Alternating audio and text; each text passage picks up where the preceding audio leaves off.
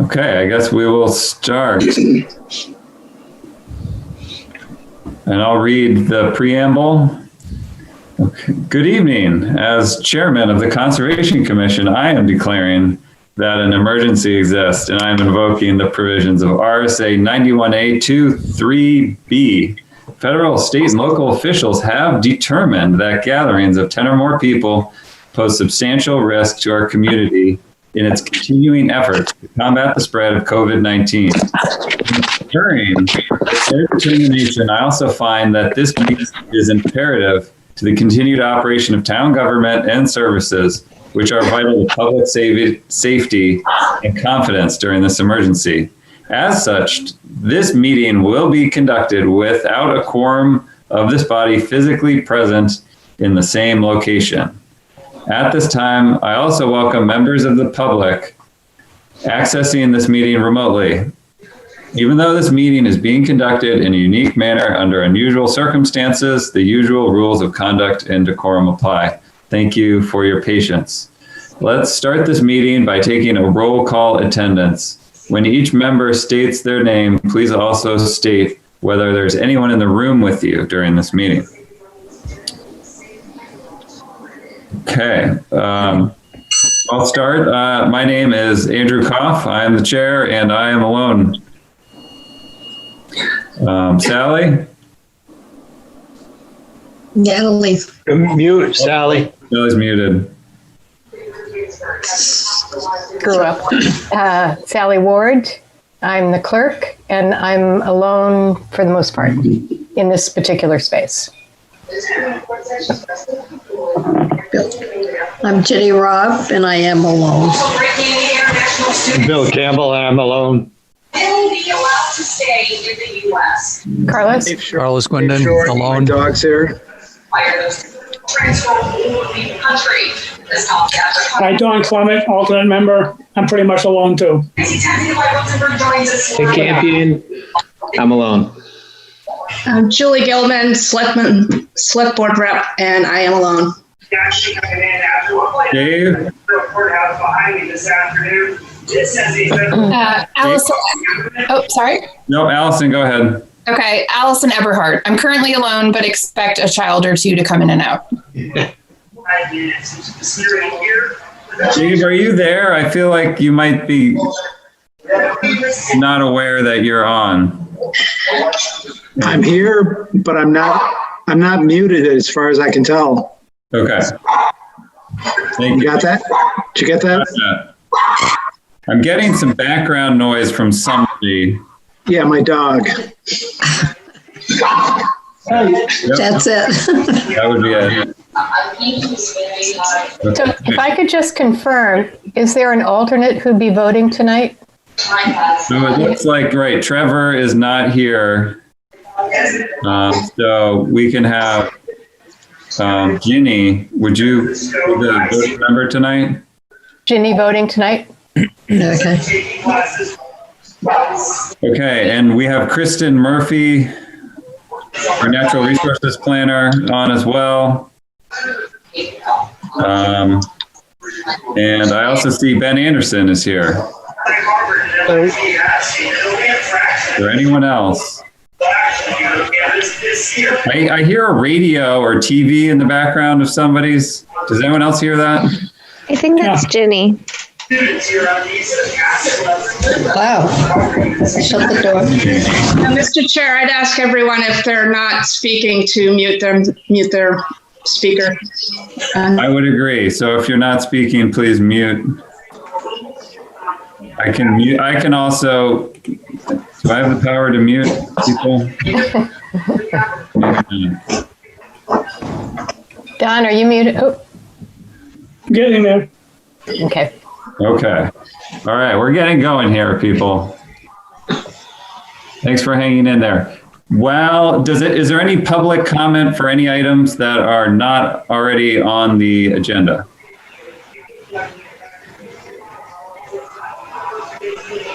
Okay. If not, why don't we move right into our first action item? That is managing multi-use activities at Rayne's farm. And outdoor events at Rayne's Farm. So Sally, go for it. yeah, Kristen, I'll go first and you fill in the blanks. Kristen, you disappeared. Where are you? We Yeah, lost Kristen. I have to lose my video, but I'm still here and can see. Okay, so I'll start and you fill in. Rayne's stewardship had a meeting recently, and one of the issues that is the one we want to talk about tonight is this issue about the multiple uses at Rayne's.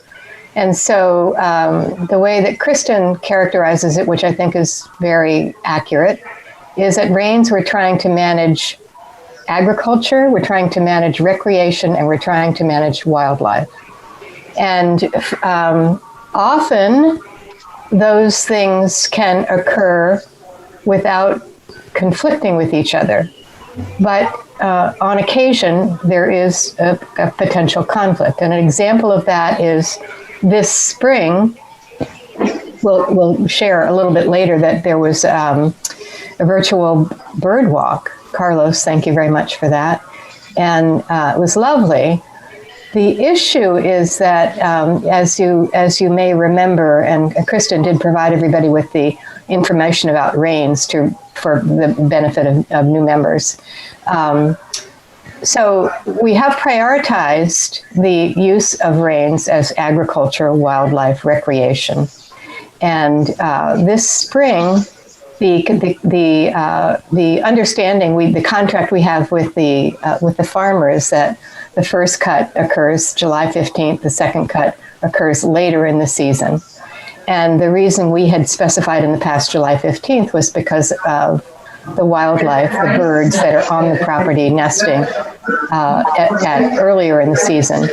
And because, we went into this unusual circumstance this spring of having a drought, the farmer went earlier than July 15th, and it conflicted with the management of the wildlife, which is the birds that were nesting on the property at the time. And so it raised this issue, which we discussed at Rayne's, but we thought it was best to bring it to the whole Conservation Commission to have a more robust discussion of our priorities, those three major things. And when there is a conflict, how do we want to negotiate that? How do we want to deal with that? And so there was cutting earlier than we expected and anticipated this season, which did conflict with the wildlife. And there may be a second cutting. We're not quite sure because it depends on the drought circumstances. And then it also the cutting may conflict with potential recreational uses, which we'll get to a little bit later. But that's not so much of an issue, I think, right now. And so we need to decide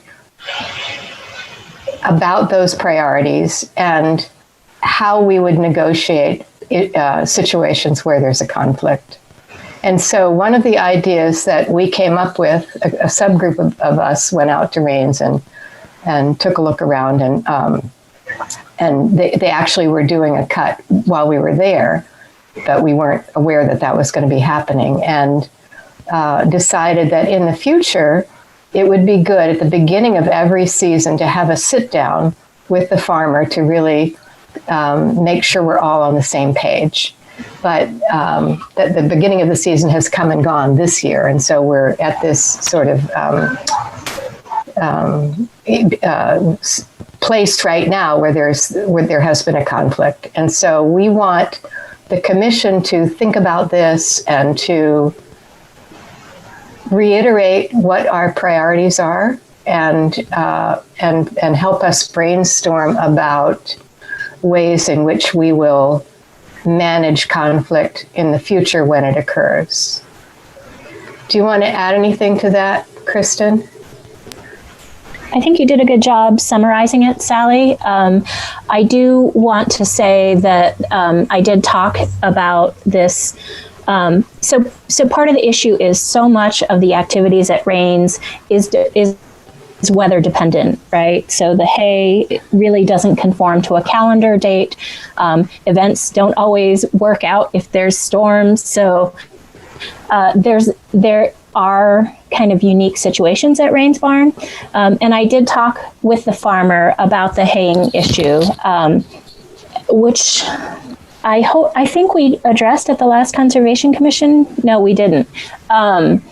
So the issue was they had deposited some wood ash on the fields as a way to boost fertilizer out there. And that was like a $6,000 investment. And they were watching, if you remember back a month, we were going through a pretty significant drought condition. We still are kind of on the cusp of that. And the hay was just getting drier and drier. And they were really concerned that their investment would be all for naught if they waited until July 15th. And so when I looked at the contract, there really wasn't a way to negotiate those TIM outside of the lease agreement. And so I had always viewed it as a black and white line. And when he opted to cut before the lease agreement date, it became a little awkward because I do feel like if we had had a conversation, there should be, or let me back up. I do feel like there should be an opportunity to be able to have a conversation about what the hay needs are and if they flex. Just like I feel if there's some particular reason we need a portion of the field cut for recreation or something along those lines, we should have an opportunity to negotiate that as well. And so, I mean, frankly, I was feeling pulled in multiple different ways, depending on which Conservation Commission member was speaking with me. You know, some of them are like, we've been trying to promote Rayne's for ages, and this is our opportunity. Others are like, you know, the wildlife are the priority there, and we need to hold the farmer to those dates. And the farmer's like, hey, we want to hay this, and we don't want to scare the farmer away because it's very expensive to mow the field. So I really wanted to hear from all of us, all of you, to get a sense for, are the priorities as they're described in the Rayne's Farm Management Plan, do they accurately reflect what the current board feels? So is agriculture the top priority and all other activities are subservient to that? And then how do the other priorities play?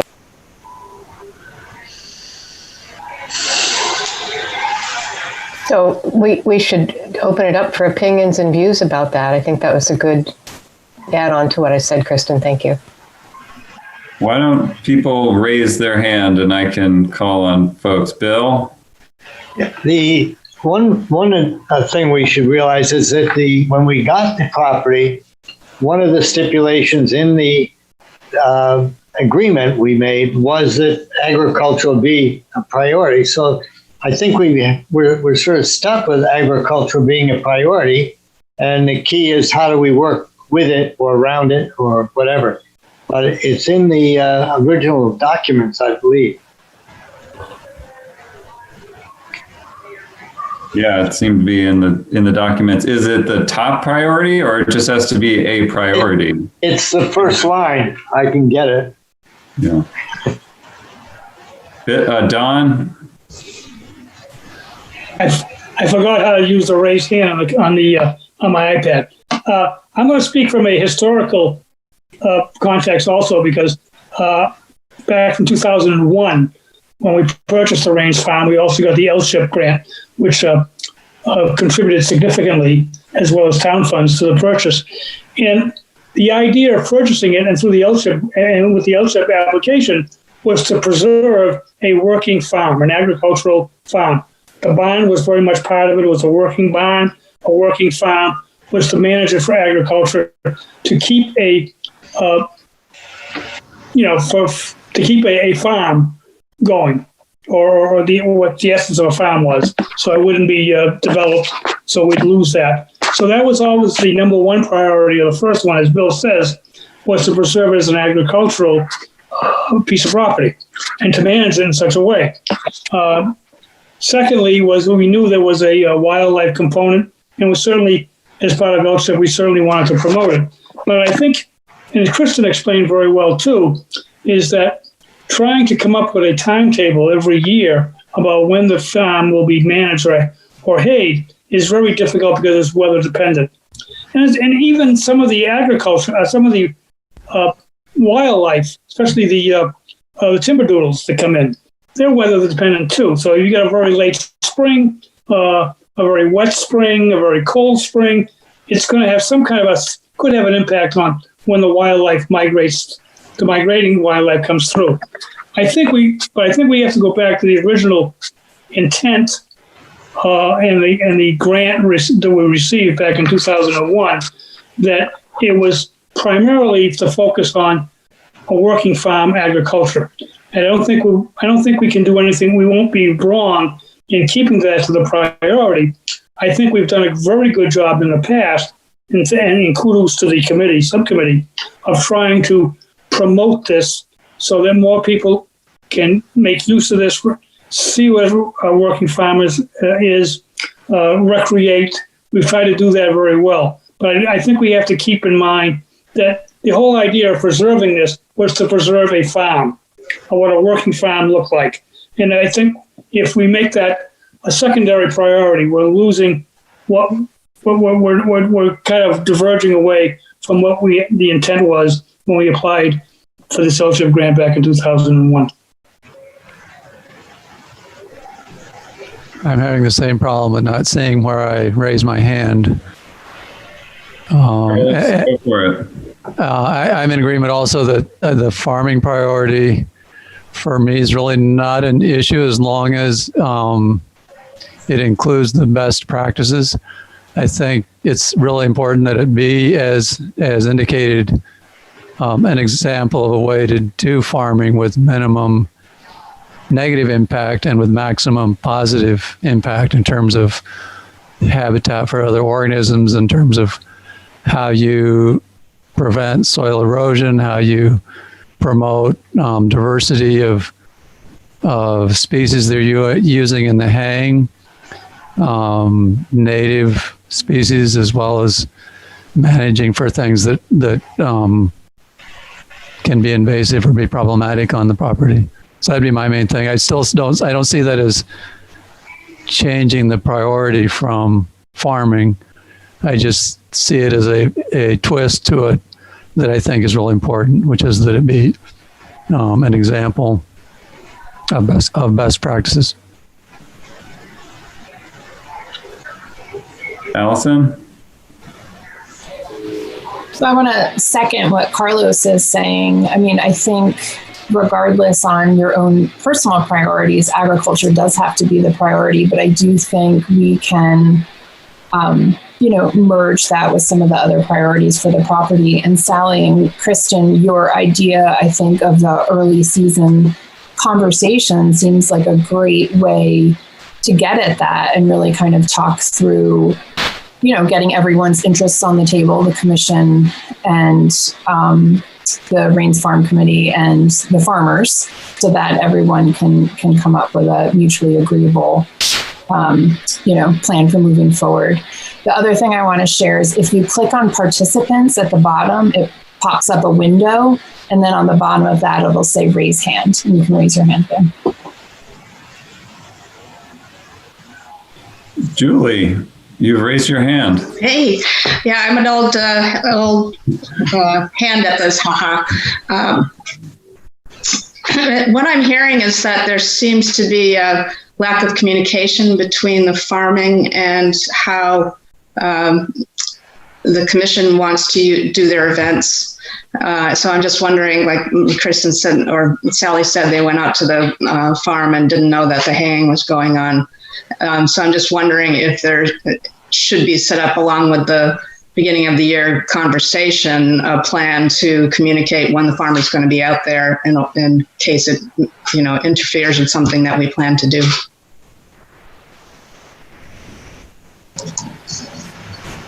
Sally. So I think communication is an issue, but I would say in support of Kristen's position that it shouldn't be Kristen alone, that she needs some backup with the communication. And we do have a contract that has certain specifications, but we also want to maintain a good relationship, a good partnership with the farmer, and that's important. So so I think communication is an issue. But so that's one point. And a second point is that when it's not the growing season, we don't have issues other than reminding folks who are using the property for recreation that they need to keep their dogs on a leash, or what the parameters are. But when it's not growing season, we don't have these issues. So the growing season is, Kristen, remind me, is May to October. Is that correct? Yeah, I mean, typically it wraps up in September. We did have that wonky year when we attempted to do the disc event that the last cut happened in October. Yeah. So the saying it that way, I think, is appropriate. So it's a wonky year in terms of what farmers experience. Farmers can't control the weather. So that's what happened this year with our drought. It's just figuring out a way to keep those channels of communication open. And it sounds like we're in agreement for a number of reasons that the top priority is agriculture. But it's not the only priority. So there needs to be a conversation when the agricultural uses of the property may conflict with other uses. That's when a key moment for having the conversation with the farmer. And so this year we don't know. One of the things that the farmer had shared with us was he didn't know if they'd be able to do a second mowing, because if it continued to be dry, it's not dry right now, but if it continued to be dry, then the hay would not be, wouldn't have the properties that would be desirable from his point of view. And so there might not be a second cutting. But I think that probably, it seems like the drought is somewhat relieved, so we probably will have a second cutting. But in any case, it's important to recognize that there are these different priorities that sometimes can conflict with one another. So communication is a key. Beginning of the season conversation, sit down with the farmer, and we do have a contract now that we're getting. Kristen, the contract goes to 2022. Is that correct? That's correct. And we would hope that we could continue the relationship, because it's been a good relationship for us. And it is a way in which the farm is used for agricultural purposes.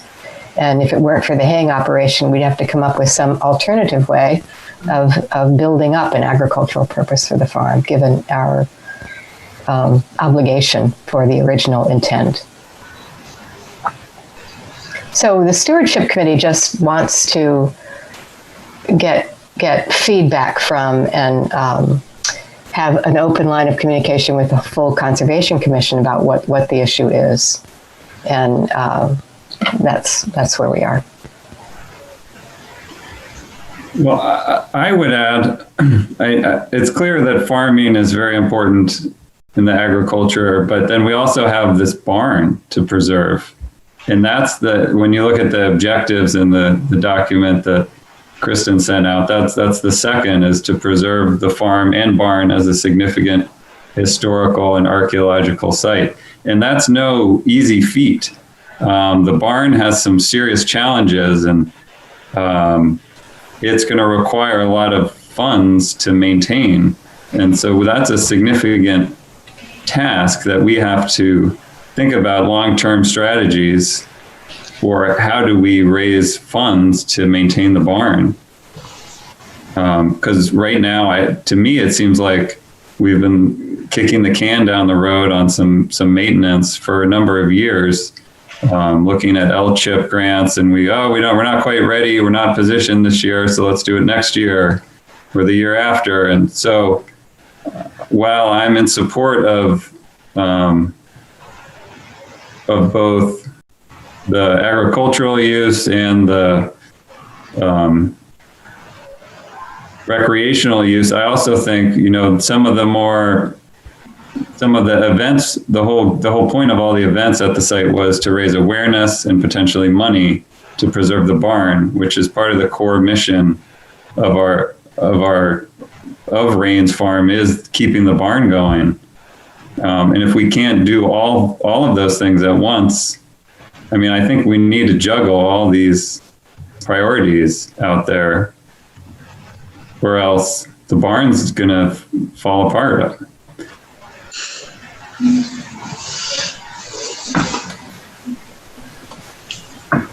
Bill? Drew, can you see the chart on the right with the hands? Yeah. Okay. I think we were positioned this year, I think, to go forward with the L-chip thing, but the pandemic did us in. I mean, the town just said, you got to cut your budget, number one, and you're not going after, you didn't really say no, but they were not encouraging us to get a warrant, which we would need to match. So I'm hoping that next year we can do that. You're right. We've got to do something, or it's going to fall down, and that is a priority. Kristen, I had a question though. Does the farmer know of our activities that we're tentatively planning for the fall, the Skywatch and Ben's project? Yes.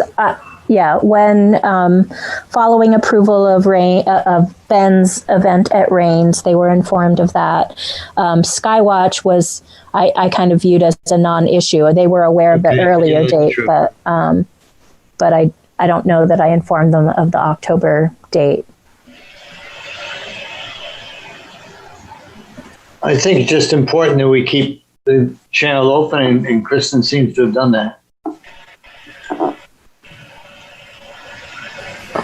Other comments? Ben, do you have anything you want to add? Ben's on the Rainforest Stewardship Committee, I believe. I am. I think it's a delicate and challenging balance to strike, and I think the idea of communication early on is a good thing, and as well as raising awareness and getting people on the property to get them invested and want to see the improvements and maintaining the space. Thank you. Any other comments, Kristen? Yeah, I guess I just want to get a sense for would changes in date or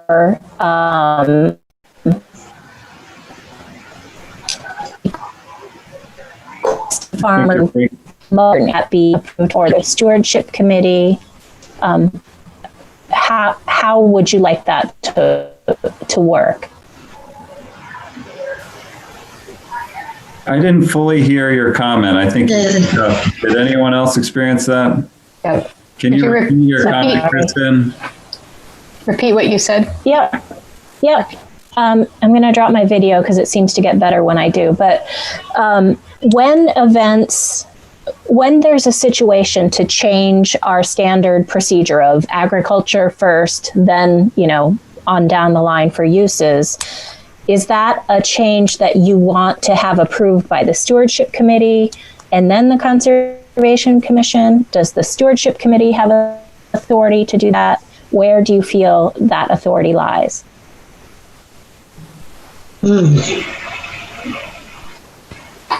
Julie Gilman, do you want to comment on that, or do you have a separate comment? No, well, probably both, but my first question, and forgive me if I missed this last year, but does the commission have a formal application and description of events that might happen there for people other than the commission? Like, for example, Mr. Anderson's application.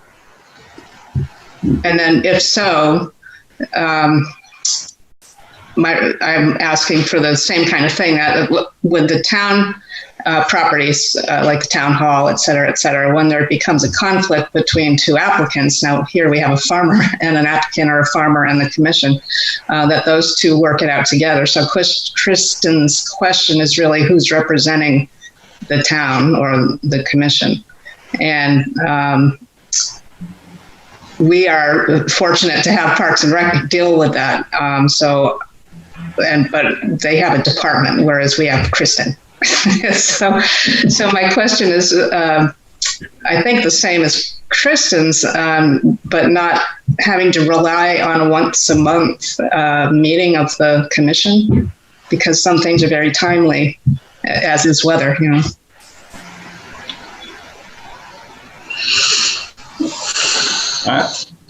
Yeah, Sally. So part answer to your question, we developed an application for use of Rayne's, which we tried to make the same, comparable to the applications for use of other town properties. We looked at those two applications. It was my understanding that we at Rayne's were not going to send our applications to Parks and Rec. However, because of where we are with COVID, I think the situation has changed, at least temporarily, so that my understanding, given the select board conversation of last night, is that all applications, regardless of where they start, will land with the select board in terms of approval. Is that correct? No, that is particular to town properties. The board, when the board went through to reorganize our permit process, we recognized that the Conservation Commission with Rayne's Farm is a different animal, and that we didn't have enough information for what this commission does, and the property is managed by this commission, so it really is up to the commission to figure this out. It's not; those aren't going to come to the select board for approval or in changes of dates and times. It really is, as we're discussing here, how the commission wants to go forward. It's one of many unique situations that we have, but I really don't think it's appropriate to bring it back to the Board of Selectmen, and that wasn't our intent last night. Kristen, can you talk about your? Can you hear me, Kristen? Yeah, I gotcha. Can you talk about your conversation with Rustine about this? Yeah, so we had, this is kind of bleeding into the next agenda item. Yep. But we had an event that the Conservation Commission approved for Ben, scheduled for August. And given the circumstances, I felt there was a need to get some feedback from the town manager on whether, how is the town handling that? And I talked to him on Friday, and he suggested I wait until I hear listen. And then I communicated with him today by email, and he had said, yes, he feels that even events at Rayne's Barn during this unique circumstance should also go to the select board. So I might need to do a little more follow-up on that.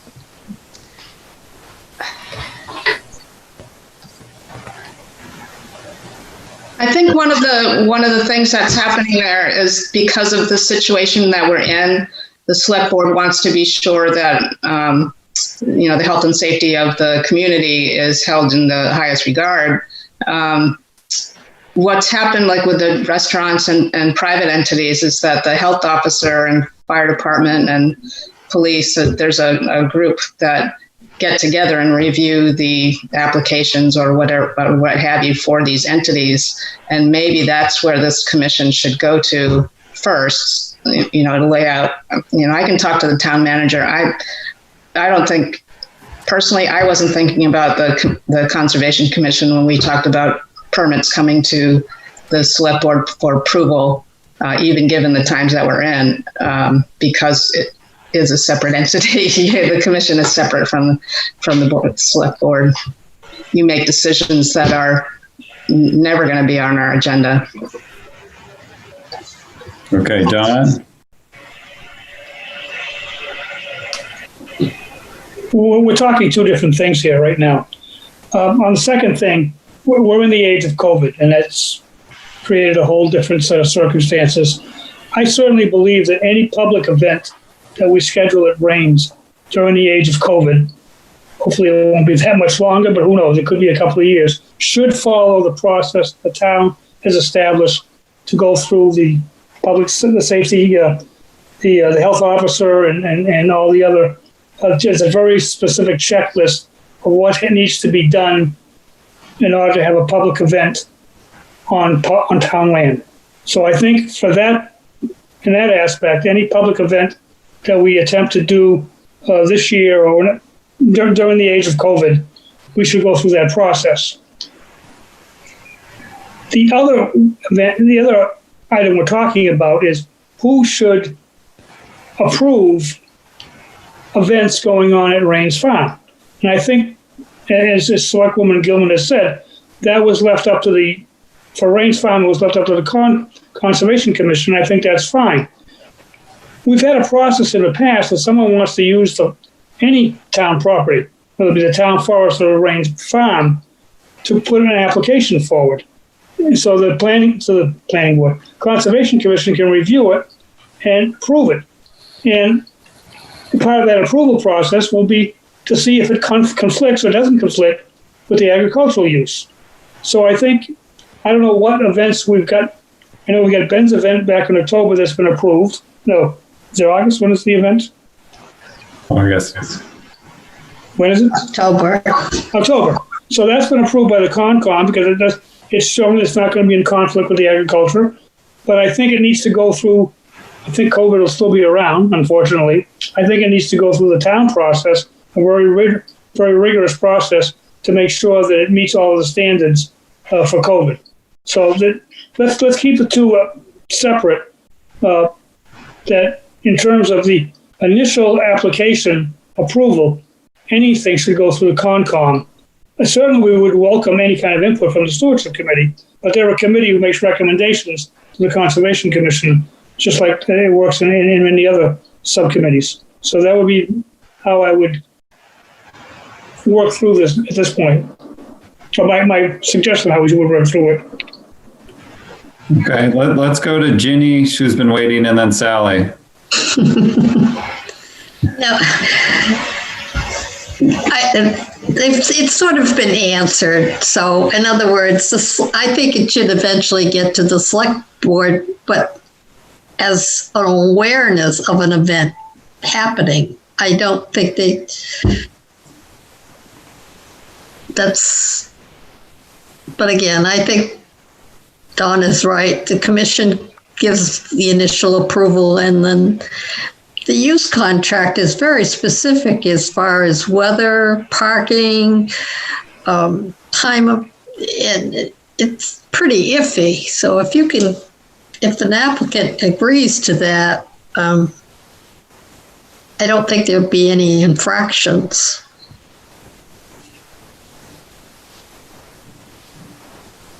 That's all I have to say. Sally?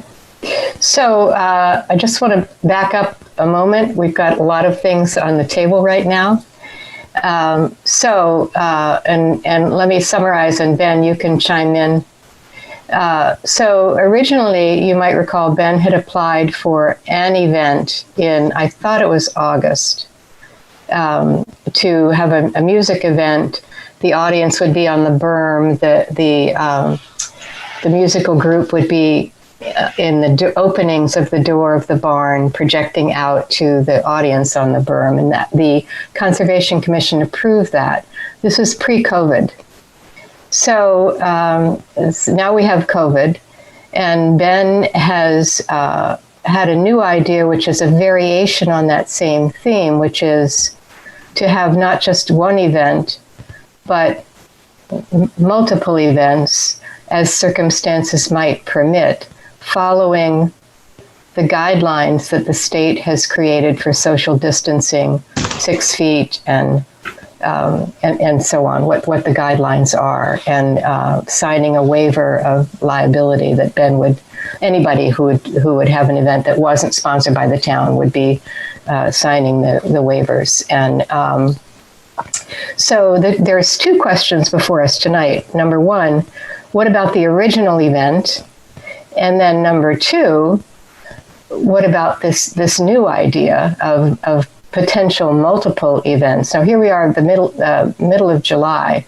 So we're not talking about many things. And in the summary that Kristen had prepared for the packet, there was a specification about the 6 feet apart and the maximum number of people, no food, and so on. So there's really two issues I think we need to deal with. And if we say in concept, approve of this new idea, which is really doing something to benefit the community in these very trying times. And Ben has had events at his own property that he can speak to, but it's really taking advantage of an opportunity to do something that would be beneficial to the public with the parameters and the constraints that would be necessary given COVID. We did talk about this at length at the Stewardship Committee, and my concern then, and my continuing concern, is we want people to be safe.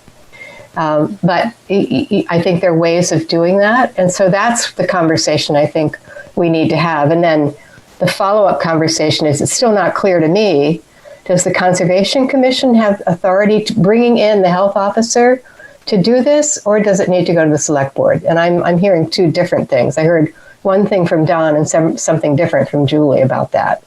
And I think that's what we need to do. Do we as a commission approve of do we want to approve of the concept of what Ben is proposing?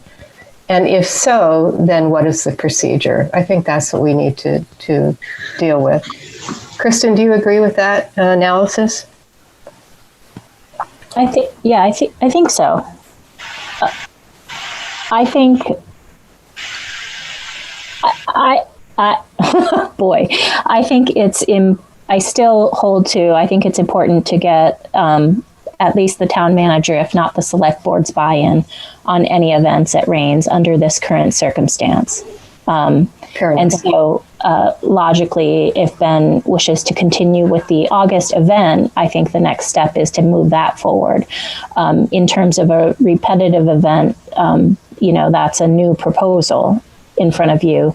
And I would think that would, assuming Ben still wants to do that, that would go through the same process. You would make a decision on where you feel about the application, and then it should also go to the select board. So if I could just add one more piece, going back to our discussion about the multiple uses, Kristen did talk to the farmer about this idea and what would need to happen in terms of mowing the berm and around the barn. He's fine with that. So that part of it that has been dealt with. It doesn't conflict with the agricultural. It's the other issues that we need to deal with. Why don't we give Ben an opportunity to talk about his event a little more, fill in any details that we've missed, I guess, specifically maybe the first event, the August event, if there's any information you want to share about that. My sense is we might want to take it one at a time here. This is sort of new ground for us. And if we can do one event, I think that would be great. I don't know about multiple events at this, if we can manage that at this particular meeting or not, but maybe you can talk about the first one.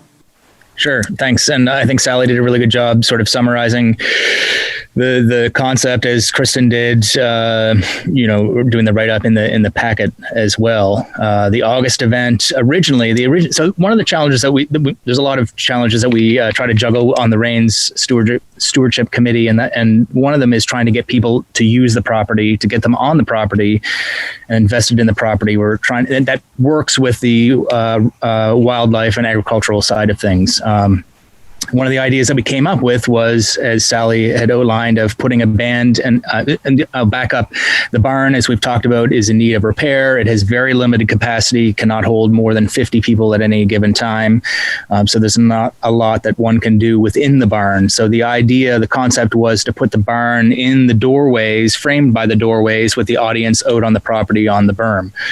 And I was in talks with a wonderful band from Canada that was planning to come through in August. They loved the concept. They loved the idea.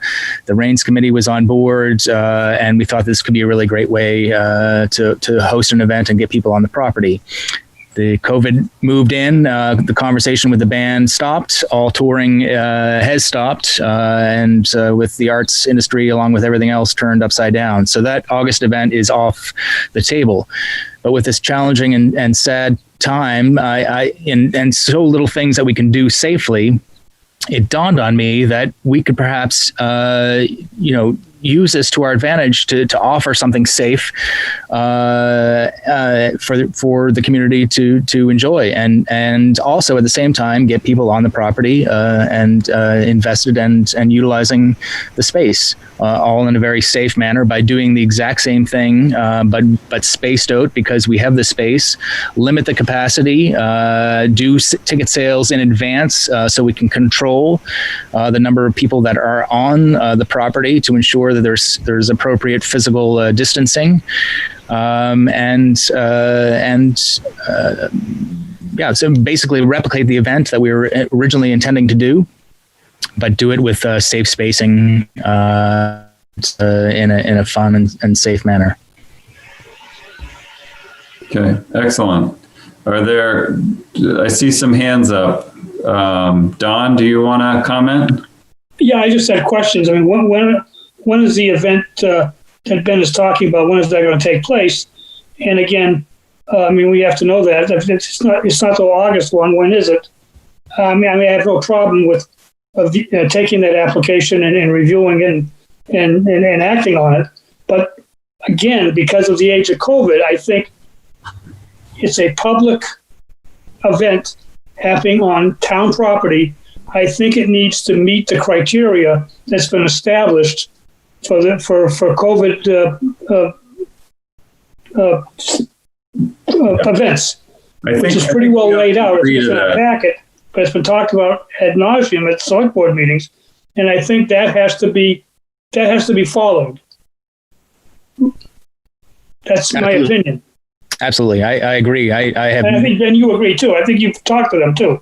Absolutely, and I appreciate that Kristen also included that there is enough space for us to safely host somewhere between or close to 200 people at the farm, and I have no interest in doing that. I would much rather see it be at closer to half that size, just to ensure the proper safety of the entire event. So I'm totally on board with that. And then in terms of the date, or dates, that's to be determined based on the entertainment that's available.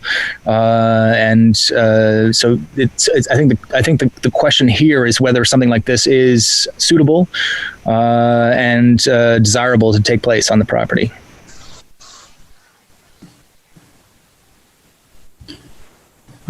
Ginny, do you have your hand up? That's from before. Okay. Does anyone have any objections that they would like to talk to? It seems like from what I've heard so far, people seem in favor in concept, assuming that there's the right procedures followed and it gets approval from either the health officer or select board, however the town determines what that process is beyond our own commission.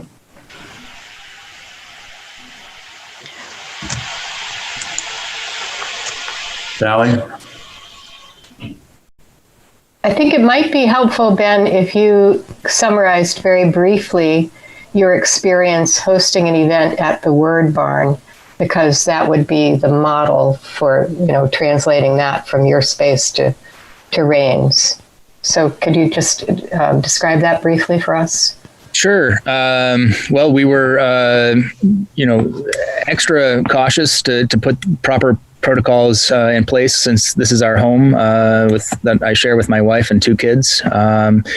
But we were delighted to have an incredibly respectful audience who shared the space and followed all the protocols that we put in place, which included things like they were checked in from their vehicles. There was a stop sign where people would stop, and from a distance they would check in by name. Didn't have to show any identification or exchange of tickets or leave their vehicles. Everybody. I'll back up. masks were highly recommended and required to enter the word barn to use the restroom facilities. There was no entering the word barn outside of that, and there was one at a time with proper signage and a line with physical distancing markers. But wearing a mask outside was optional but recommended. Everybody wore a mask as they entered the property in their cars. It was really nice to see. As they checked in from the cars, they were then directed where to go and park. They brought their own chairs and blankets and set up a spot to watch the show outside in our back field. There was signage on their way walking towards the field, reminding them to distance a minimum of 6 feet, which everybody did. Nobody had to be reminded or spoken to or asked to separate further. What else can I tell you? It was just a really wonderful. People wore their masks during the show when they were sitting out in the field. It was a great night. And you were following the protocol that the state had put out about gatherings, correct? Correct. I checked in at first with Darren at the town just to see if something like this would be viable and anything that we needed to do. He then checked in with the state and forwarded the recommendations and rules that we needed to follow. And they said that it was totally fine if we were able to adhere to that.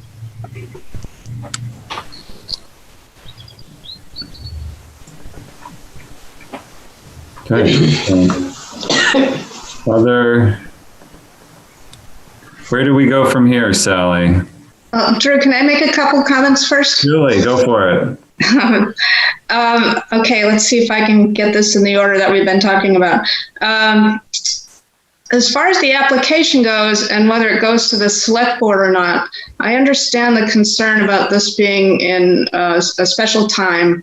My question is that I don't believe the select board ever had any approval of even the application form that the commission came up with. But I suggest adapting it for this time period with the state guidelines because they become a little more refined. And our concerns on town property are going to be things like hand sanitizer and the wearing of masks and I forget the other things on the list, but really, I think Kristen needs to go over the application with the health officer because this particular one that we're talking about is ranging into the event status or what's the word? Festival. And I know that it's not really a festival because there aren't multiple vendors and all of that kind of stuff. But I think that a lot of the concerns will be covered by adapting the commission's application. And that's a discussion with the people that administer them. And Parks and Rec does not administer this. And that's what the conversation was about at the select board last night, was about applications that go through Parks and Rec. So there was that. Then my concern with having to go to the select board is the timely manner of these approvals. That what we found, and one of the reasons that we placed the responsibility for processing applications onto Parks and Rec was because people would come in and they needed an approval in between 2 weeks, and the board only met every other week. So there was a part time in there that you're out of luck because the board isn't meeting. So that's something that needs to be adapted, and a change in date. It's like the same thing. We may not meet in the time that the commission needs to approve it, and the select board needs to approve it. That might happen within a month, and that's a long time. And like this event is going to happen in August.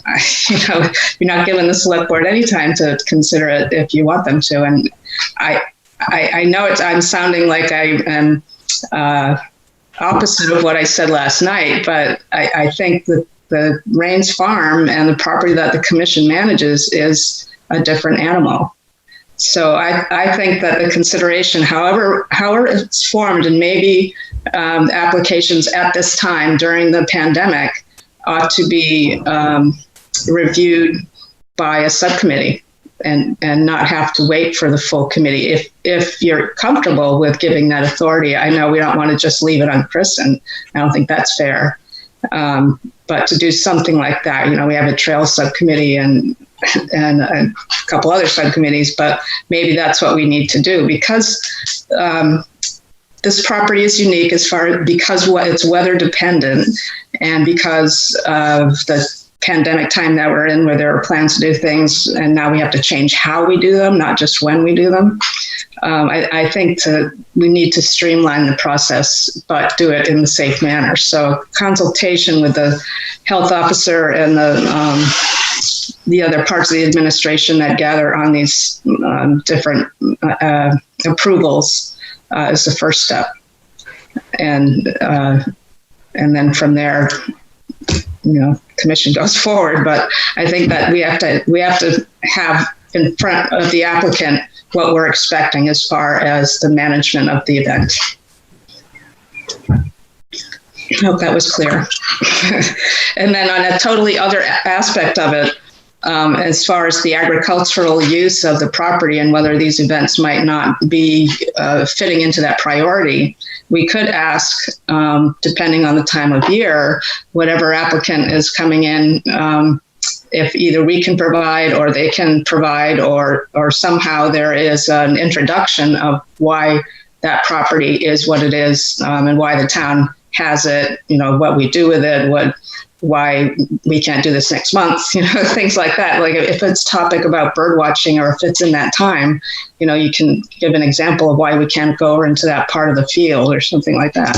So that offers just a little bit of educational experience to the audiences that come, which then spreads like COVID. So that's another part of what's the use about. Thank you, Julie. That makes sense to me. I know we've tried to incorporate educational components to our other events at Rayne's. Bill? You're muted, Bill. Try unmute. Got to unmute, sorry. I would suggest that maybe Kristen and Sally and maybe somebody else from the Rayne subcommittee meet with Russ or the health officer. We have a pretty detailed, Julie, application which does ask them for various things that you suggested. We always try and get them to have something that goes along with the philosophy of the management of that, or the philosophy of the Rayne's farm. So I would suggest one that we meet and we have this, I think, a good application. Review it and see what the town people, the health officer and Russ think of it. And if it's okay, Ben's already sort of filled that out, I believe, for October. We're giving up on the August thing. Then we can, if there are changes that have to be made in his initial application, we look at it next month and then move forward. If it's killed before we get there, then it is. But I think what we've got to do is move forward here.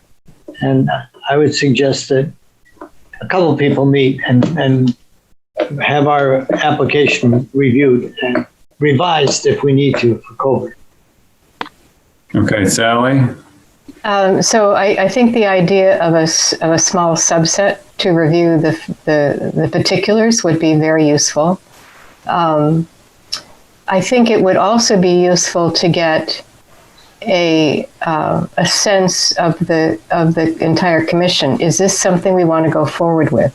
However we're going to do it, I think the commission needs to weigh in. Is this a concept that we want to go forward with? And then the subcommittee can work on the particulars. But I think it is important to get a read of the commission. Is this something we want to pursue? Given both the concept of the recreational aspect of it, the musical aspect of it, but also in the context of COVID. Is this something we want to embrace? Do we want to vote or make a motion on that, or is this more informal? Sally? I think we should have a motion. Okay, let's go to Don, and then we can entertain a motion. Yeah, and that's where I was going to move to, go to, and try to move this along. But I'm not a voting member, so I'll let a voting member make the motion. But if I were to make a motion, I would make a motion that we approve Mr. Anderson's request application to hold the event that he has described, whatever the date is. And given if the commission approves that, then we move that application to the specific town staff that reviews this for COVID protocols. And based on they'll make the final decision of how this is done.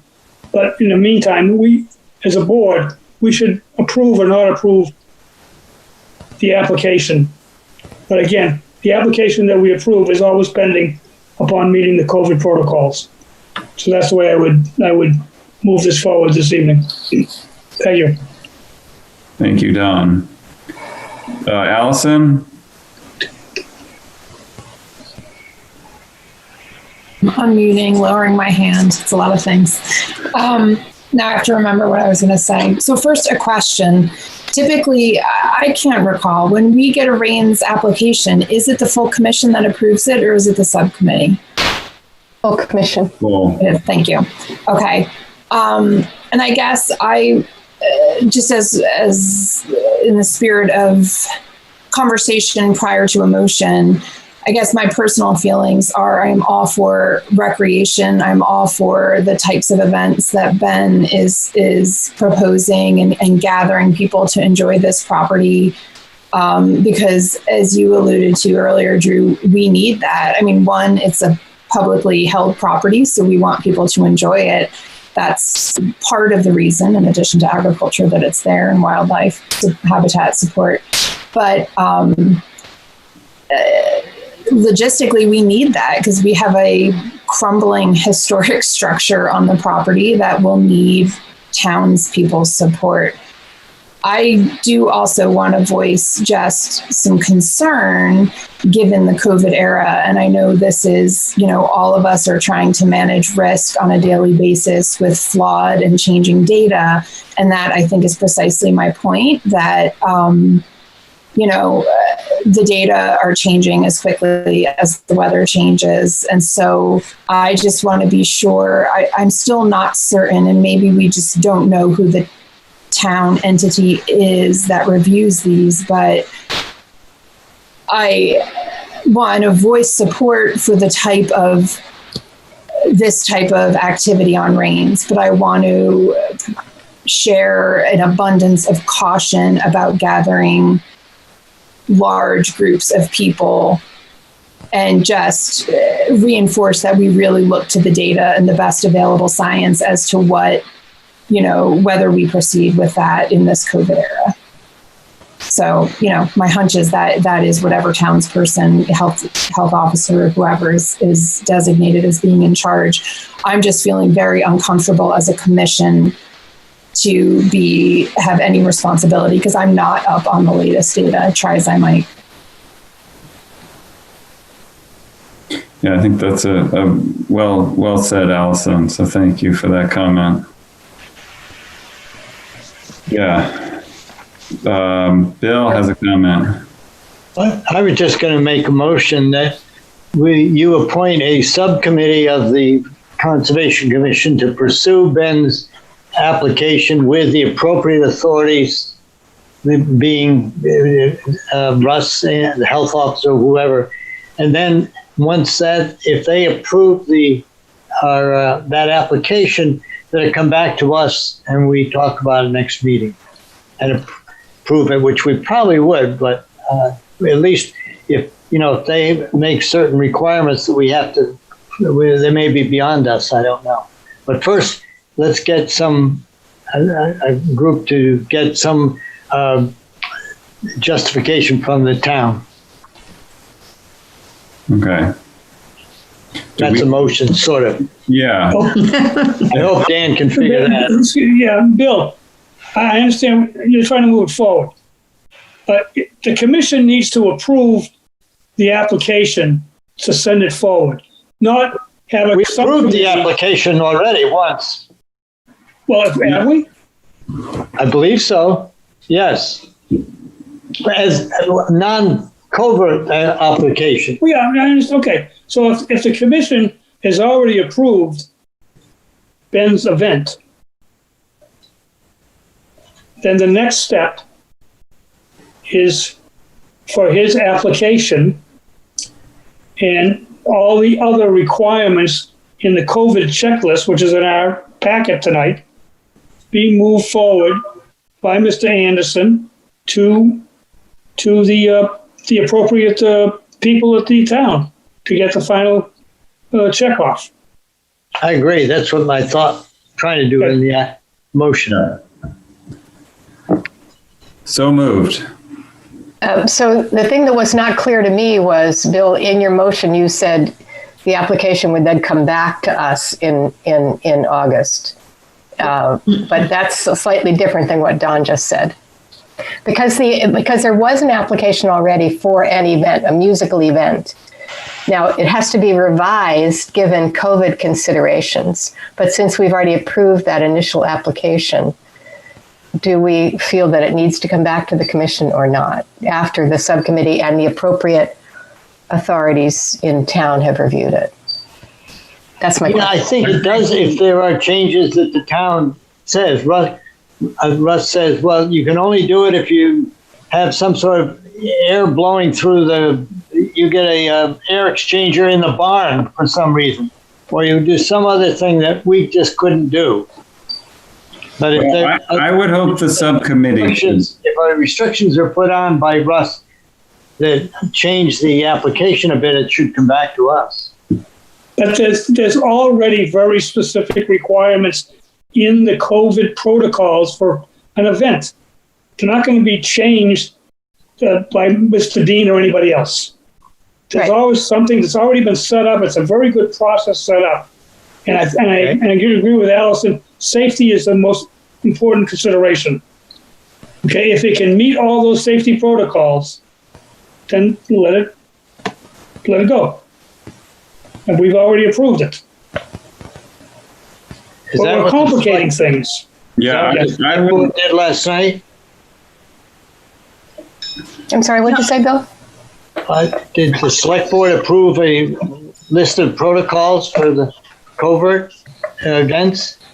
Yeah, and that was the point, is that the selectmen are only going to get involved in this because of the pandemic, and to take some of the relief off the personnel. Like, we don't want Kristen to be alone in signing off on these applications. And we're really only, the topic started by changing an event date. So, just to be safe, I would recommend, as Mr. Campbell had started to make his motion, that at this time, and perhaps just for this application, is there any other one outstanding? Then we have a group, a subcommittee that meets to review with the applicant, and the health officer has the other officials that are involved. I can't remember. I know the assistant fire chief probably is. And maybe the police and the building code enforcement officer, that for this application that they go to him, review the things with the applicant. And I think if the commission has been the body that has always been approving applications, then the commission should come back to the commission once the approvals have happened. So we can approve the event pending meeting the criteria as specified by state town guidelines through the health officer, something like that. I mean, it's clear as mud, I know. Well, so you're saying we can do, if we chose to do this, we could approve tonight pending this rather than it's coming back to us. Is that what you're saying? So pending approval by the subcommittee, which would include the health officer and whoever else the select board specified as part of this process. Yeah, that is what I said, but now that you're saying it back to me, maybe not. It is important for us to establish, does this come back to us next month or not? Yeah, I think so, because that's what the select board basically is doing too. Except for the select board meets every 2 weeks. It's true, and that's why I wanted the consideration of, is there an approval subcommittee, or do we just not consider things within a month? Just if you can't give us an application more than a month ahead of time, the application deadline is X. And, for whatever day. I think you already have that for just a meeting, right? We already have an agenda item deadline. So we could adapt it to that kind of thing. If you're going to, an application must be made, I don't know how many weeks, within a 2-week period of meeting, a commission meeting. Unless you want to do a subcommittee, but I hear the concern that we don't want to leave it up to a few people. It really should be the full commission that makes the decision, because the full commission has been the ones making the decision all along. So, Sally, have I made myself even less clear? Well, yes. So I would just say, I have to reflect back on what Bill's initial motion was. Well, it wasn't seconded, so it's still standing out there. So, okay. Sally, why don't you try one then? So I move that the commission approve in concept the proposal, and that it now needs to be reviewed by a subgroup, which includes the appropriate town authorities. And once that group is acted, then it would come back to the commission at our next meeting. I'd second that. Oh, no. Did better than I could. What do you think? Kristen, would you like to weigh in on that proposal? No, I think that sounds great, actually. Okay. So before we vote on it, can we talk about the subcommittee? I'm happy to do that. Kristen, you would help with that? And we would invite the health officer and whoever else it was specified by the select board. Russ, probably. That sounds good. Does this work with Ben's schedule and his needs? Yeah, well, it's not, full honesty, this has nothing to do with my needs. So with whatever you feel is safe, but just for full transparency and clarity, going this route and having it come back to a mid-August meeting, I mean, summer in New Hampshire, as you well know, is really 2 months. So that knocks out any chance of any events happening in the summertime.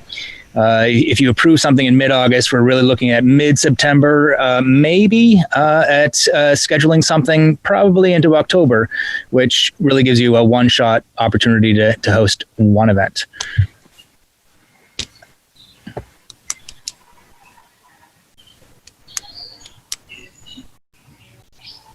I guess I missed something, because I thought that we had given up on the August thing and we're trying for the October one.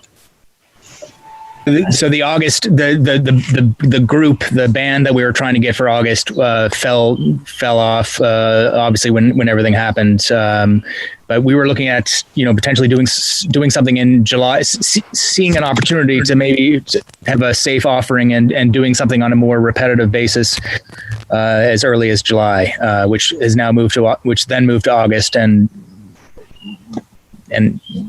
here we are. But this is a really challenging time. There are so many considerations. I absolutely agree with Allison. Safety is the top priority. So if this is the way that it needs to be, this is the way it needs to be. Safety has to come first. Okay. Thank you, Ben.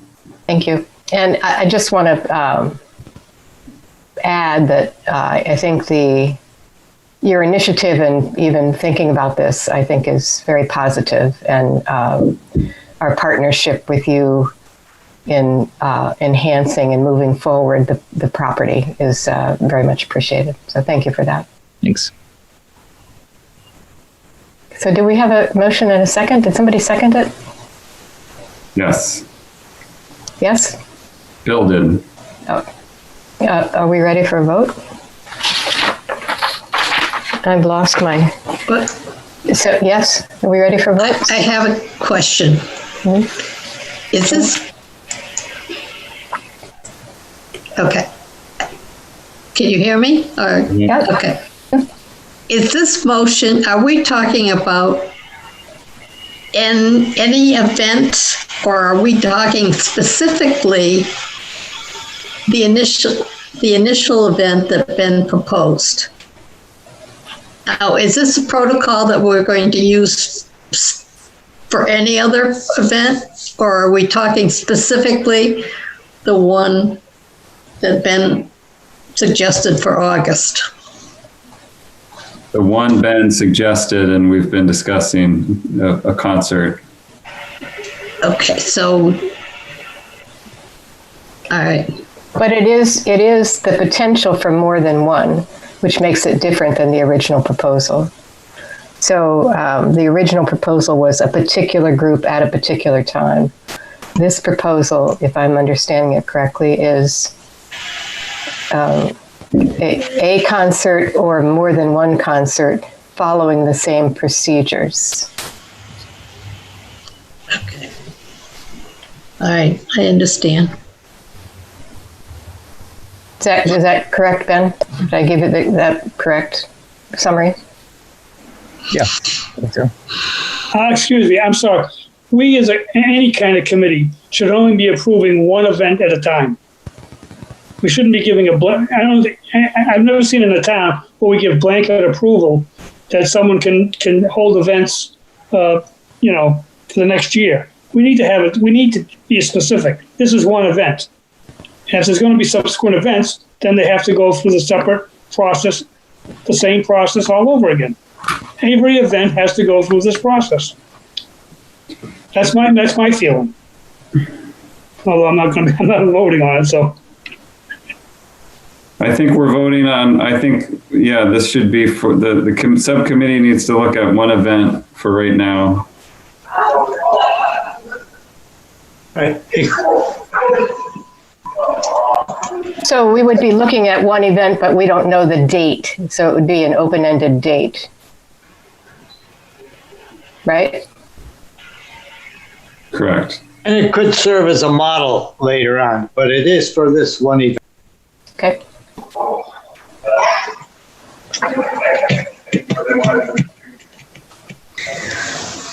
Okay, should we do a vote? Are we ready for a vote? So we'll do a roll call vote. I'm just going to go in the order that I have it listed on my little card here. Ginny, you're voting, correct? Yes. And what is your vote? Yes. And Sally votes yes. Bill? Yes. Drew? Yes. Carlos? Yes. Allison? Yes. Yes. Dave? Dave, are you with us? Yep. Yes.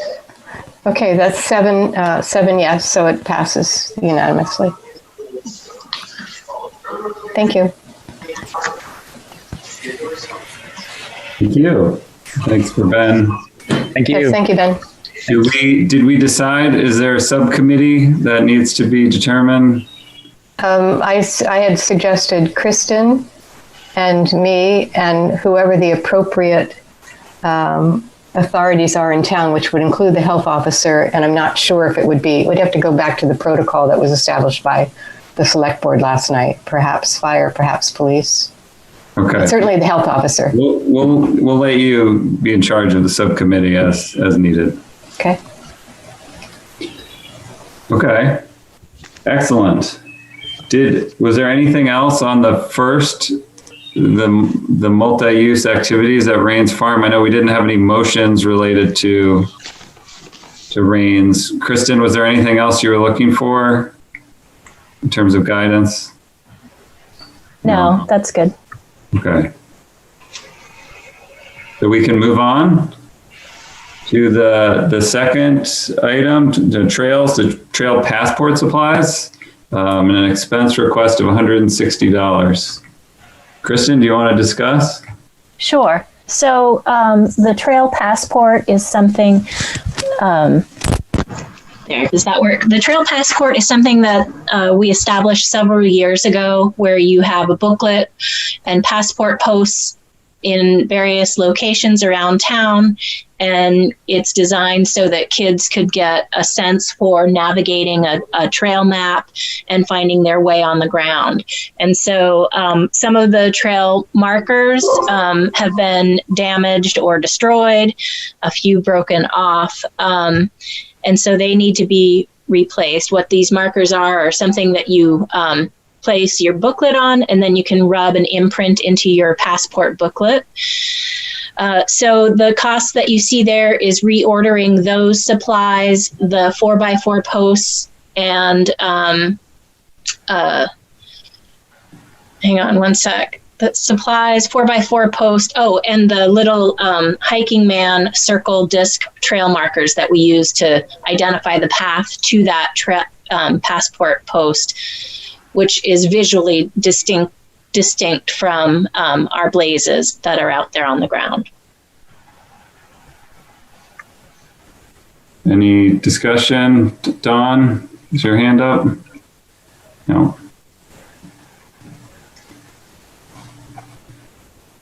Any comments on the trail passport? I know there's one at Morset. Where are the other locations? So there's ideally there would be one at Rayne's farm out by the Wigan Cemetery there. Right. There's one at the Fresh River property by the off of QB Road. There's one at the Morset property, as you mentioned, and there's two more, but I can't remember where they. Oh, there's one at Henderson Swayze at the really large pine tree that, was aged out in the town forest management plan to be as old as the dates when Lincoln was visiting Exeter. And then there's one That's more. An oak, by the way. What's that? It's an oak. Oh, thank you. That'd be a crazy pine, right? So, and then there's one more that I'm spacing at the moment. Okay.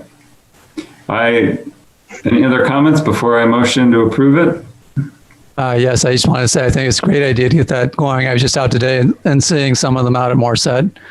And a lot of people are using the trails and getting out. So I think it might be great. It would be great to have it operational again, so people can use that as a means for focusing on some key areas when they go out. I'd make a motion to approve the sum of $160 for that project. Second.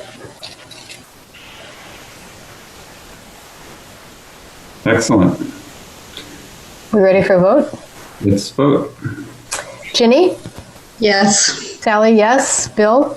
Yes. Drew? Yes. Carlos? Yes. Allison? Yes. And Dave? Yes. Done. Excellent. Next, we have the virtual bird walk. Carlos or Kristen, do you want to talk about that? Carlos, do you? You're muted, Carlos. Unmute, please. The opposite of what I thought I was doing. Now you can hear me. Yep.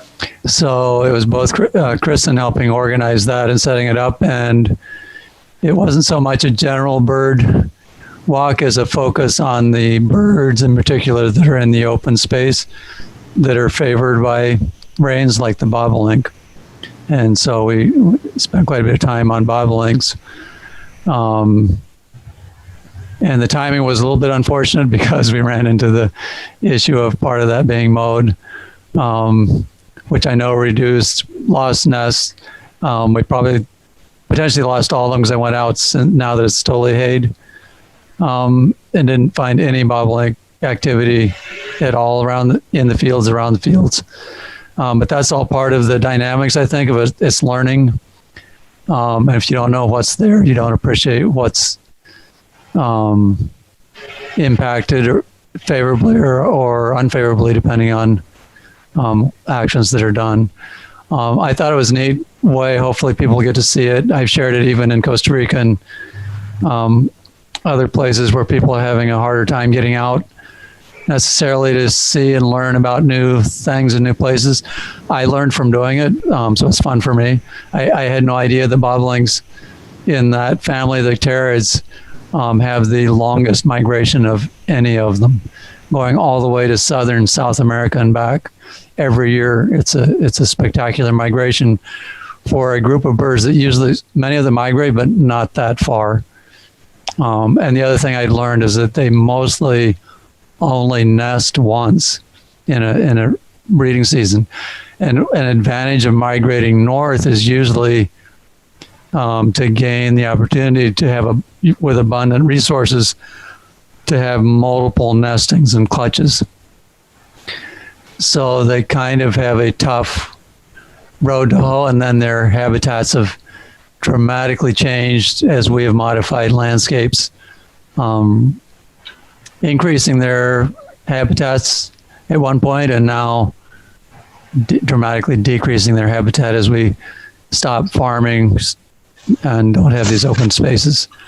So I thought it was neat. There's a lot of other topics that can be done both at Rayne's and other town properties, I think, that could be neat for some virtual short clips if anybody is interested in continuing with it. It was key to have, of course, Kristen involved in setting that up. I'll just add that the video now is available both from the website, and I've shared it a couple times on the Conservation Commission Facebook page. And so it is kind of neat to see the metrics on Facebook. At least I can see the viewing, and it's been pretty popular. So I think it was time well spent. And yeah, the timing was a little unfortunate, but the message still got across. And I think it's something that we can re-promote every year. So I would just say thank you very much for doing it. I think it's quite wonderful. It really highlights the wildlife, but also the property. It's just, the property looks so gorgeous in the video. So thank you very much for doing it. If you haven't seen it, you should take a look. And then just to add a little bit to that, kudos to Bob Glowacki. He did some incredible filming and editing, and was able, even in the field condition with the video that they had, to get images of bobolink. So that was kind of exciting. I thought that was pretty unlikely. And just to add a little bit further, there is potential. Molly Cowan reached out with a concept of, or with a desire to educate residents in and around the Forest Ridge development, because there is so many Blandings turtles nesting out there. And so that might be a good topic to follow up with a second video.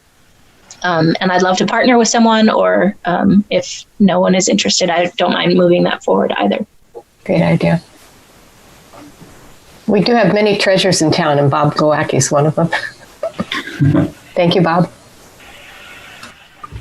Anyone interested in helping Kristen with that? You can let her. I'll give her a hand. Thanks, Dave. Yep. Awesome. Okay.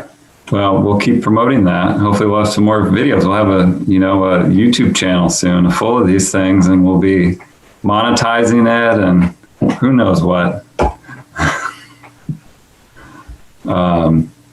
So up next is a Pollinator Pathways Partnership consideration. So both Ginny and I have been working pretty diligently to promote pollinators here in Exeter. And both she and I, and Bill, you may have attended as well. I can't find, oh, there you are. There was a workshop that Pollinator Pathways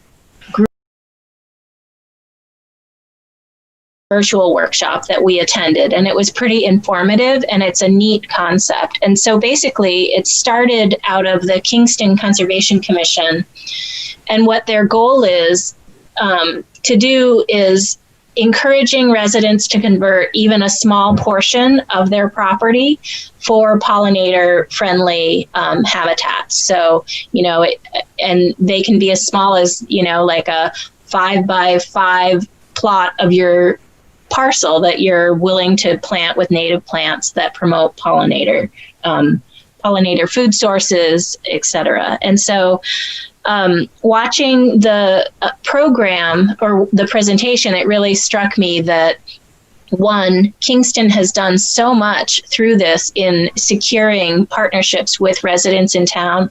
I want to say they're on up to like 200. It might even be more than that. And then East Kingston has signed up as well. And so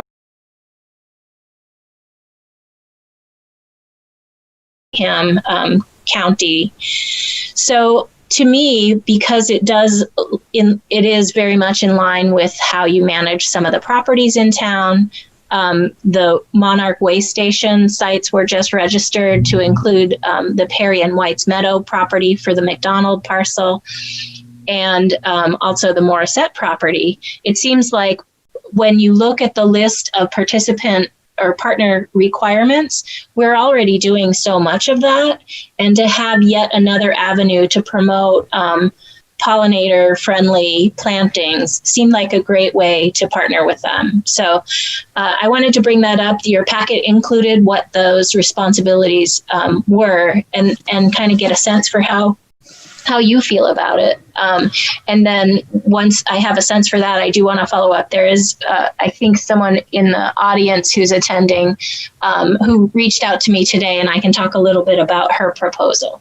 But anyway, so you saw the partnership requirements, and I guess I'd just like to hear if that's something you think is worth pursuing, and if anyone is interested in joining me in that.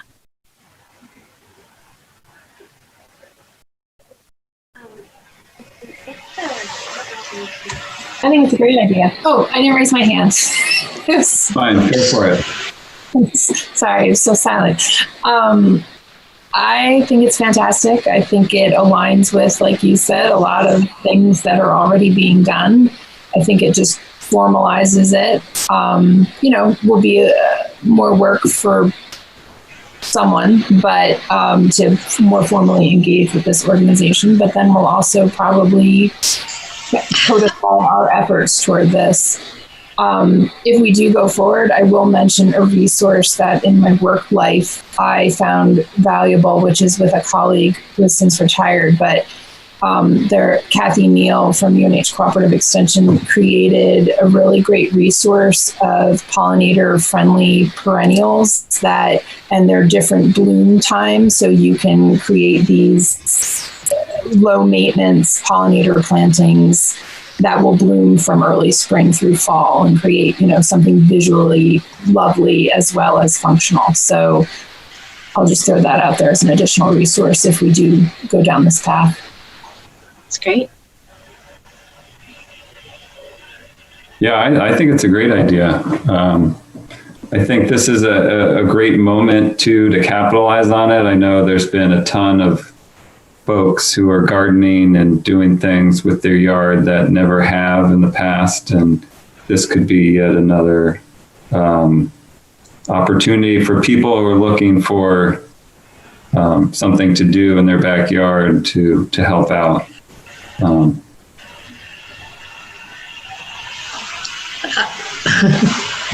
I lost you. Can you hear me, or wait a minute? We can hear you. Go ahead. I clicked something and I've lost you all. So we can see you. Oh, really? Okay. It's interesting in that some of the nurseries are starting to offer native plants. Yeah. And I think if we partnered up with them to focus what is available in the area and maybe have sample garden sites available online or something. But I think it's doable. The minimum requirements for membership or partnership are not that restrictive. So I'd like to see us try it.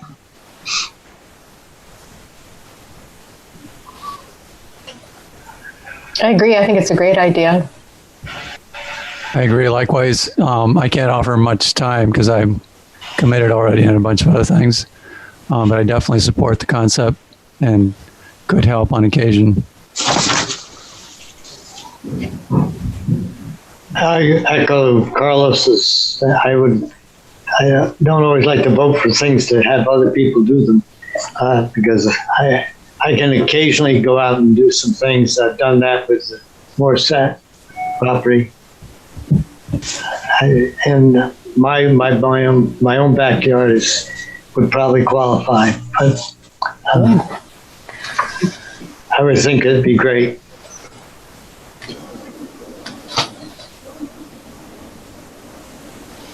Any other comments? Yes. Yeah, I just. Don, and Kristen. Again, it's a great idea, and I think Kristen, didn't the person from Kingston, if I remember correctly, the emails way back earlier, volunteer to come in and speak to the commission in one time about the Pollinator program? Oh, you're muted. Yes, she did. It was right when I think it was the February meeting or March meeting that she was scheduled to come and speak. But it might be difficult at this time because of COVID, but I mean, if we were to move forward with this, I think we should. She would be a very great resource so we could invite in, even if we invite her in through Zoom at another meeting, to talk a little bit more about the program to us to help us get it off the ground. Yeah.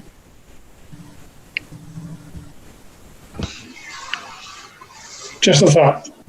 Kristen, did you have a comment? Yeah, I think some of you have on the tree committee or something have worked with my colleague Sarah Sankiewicz. She does the right-of-way management, and she is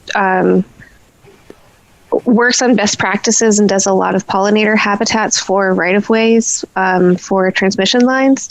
So I don't know if there's some collaboration that we could do with her, learn from her about that. And part of that is the new Unitil facility going in is we're planning on having a pollinator habitat to help educate employees about pollinator habitats as well. So I don't know if there's some collaboration or some way we could not duplicate efforts on trying to figure out what the best pollinator species and all of those things as well. I think that's a great idea. Yeah. There is a meeting of the tree committee coming up on the 30th, so I can bring that up at that meeting. It's a great idea. So then, unless anyone else has something to add, I wanted to share an opportunity that a resident called me about today. She, I believe, is the attendee, though I can't. Oh yeah, it does have her name. Okay. Natasha? So, no, she's in the public side of the meeting tab. Ellen Scuddy, and Asia, I think, is her nickname. Oh yeah, I think she raised her hand. In general, we talked today, she had reached out not knowing anything about the Pollinator Pathways program, not knowing the efforts that the Conservation Commission has done to promote pollinators. But she was interested in, do we have an ability to have attendees speak? Can the public speak at these?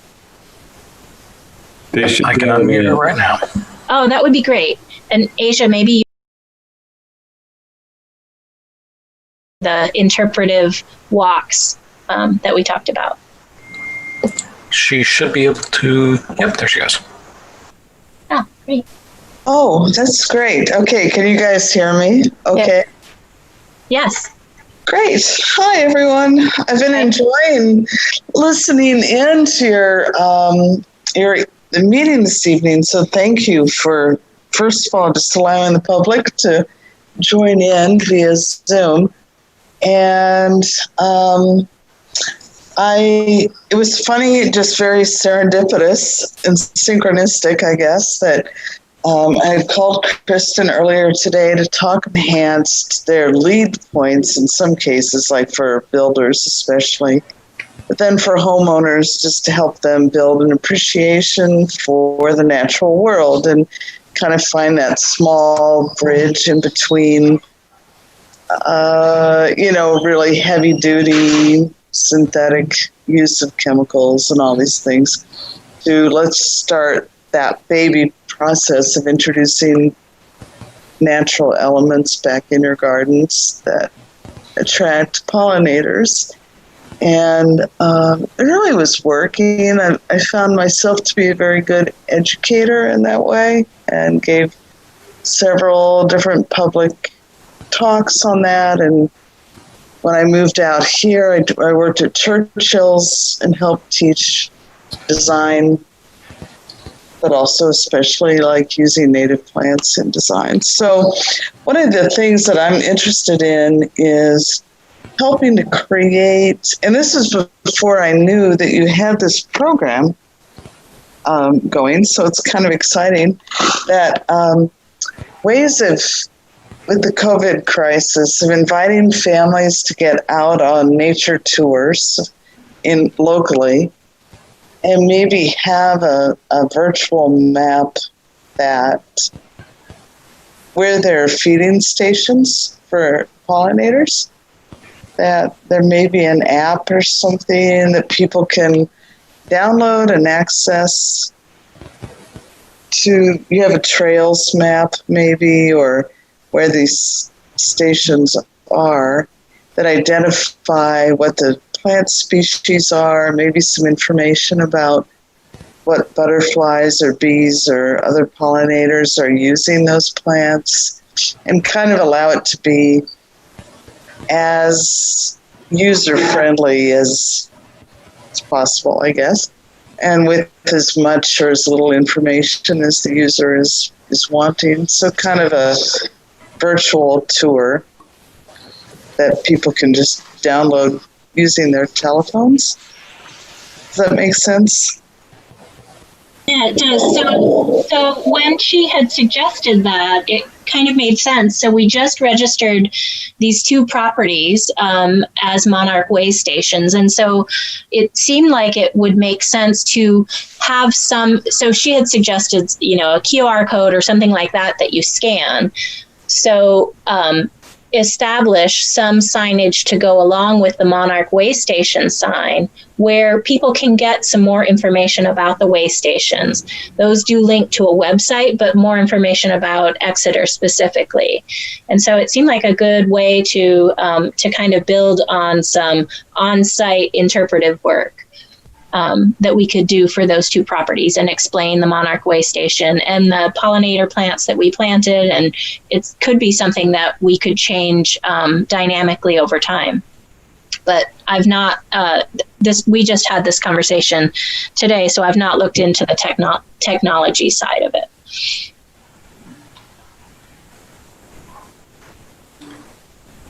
Okay. I like the idea. Seems sort of like the trail challenge we came up with. Could you come up with sort of a flyer with links to information that you could post and share with people?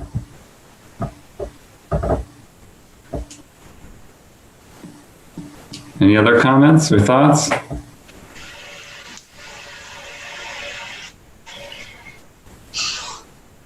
Okay. Well, where do we go from here? We'll see if you have any other recommendations, and if the person from Kingston wants to come at a future meeting, we could entertain that related to pollinator pathways. So my thought is I would respond formally on behalf of the commission that the commission is interested in participating, and I would offer myself up as a liaison. And Ginny, are you? There you are. Ginny had said, she would be willing to do it possibly as well. So maybe she and I could team up and be the liaison for pollinator pathways. Do you agree with that, Ginny? Yeah. That's fine. Okay. And then we could explore how to build in some sort of interpretive signage or interpretive information maybe and talk offline with Ellen or Asia. Excellent. All right. Yeah, I hope that goes well. Cool. Thanks for that. Why don't we keep moving, unless there's any other comments on this.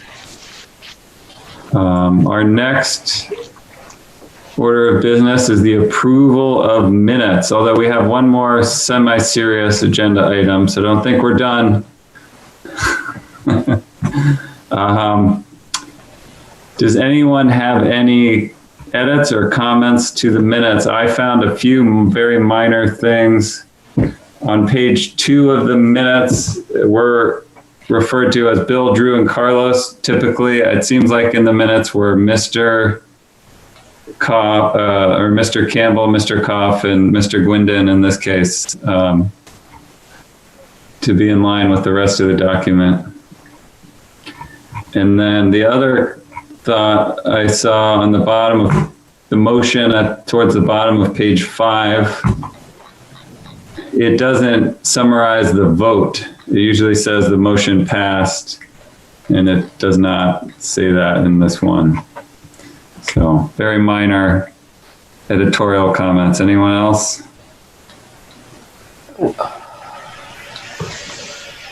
I'll move that we approve the minutes as corrected. I second. Can I just have one on page, page 4. There was this one, we were talking about the amount of money for the monitoring for the project. Just this one sentence. Mr. Gwindon added and maintenance and invasive species control and felt $8,000. I didn't quite understand that sentence. Felt $8,000 was appropriate? Is that what we want to say? Just something about that sentence needs to be clarified. Yes, that was the intent of what I said, yes. $8,000 would be appropriate. Okay. I thought that was within a reasonable range. Yeah. Yep. Yeah, maybe it should be Mr. Gwindon added that maintenance and invasive control is needed and felt $8,000 would be appropriate. Would be appropriate, yeah. Good. Other than that, looked good. There's a motion. I move we approve. Somebody I think already made that motion.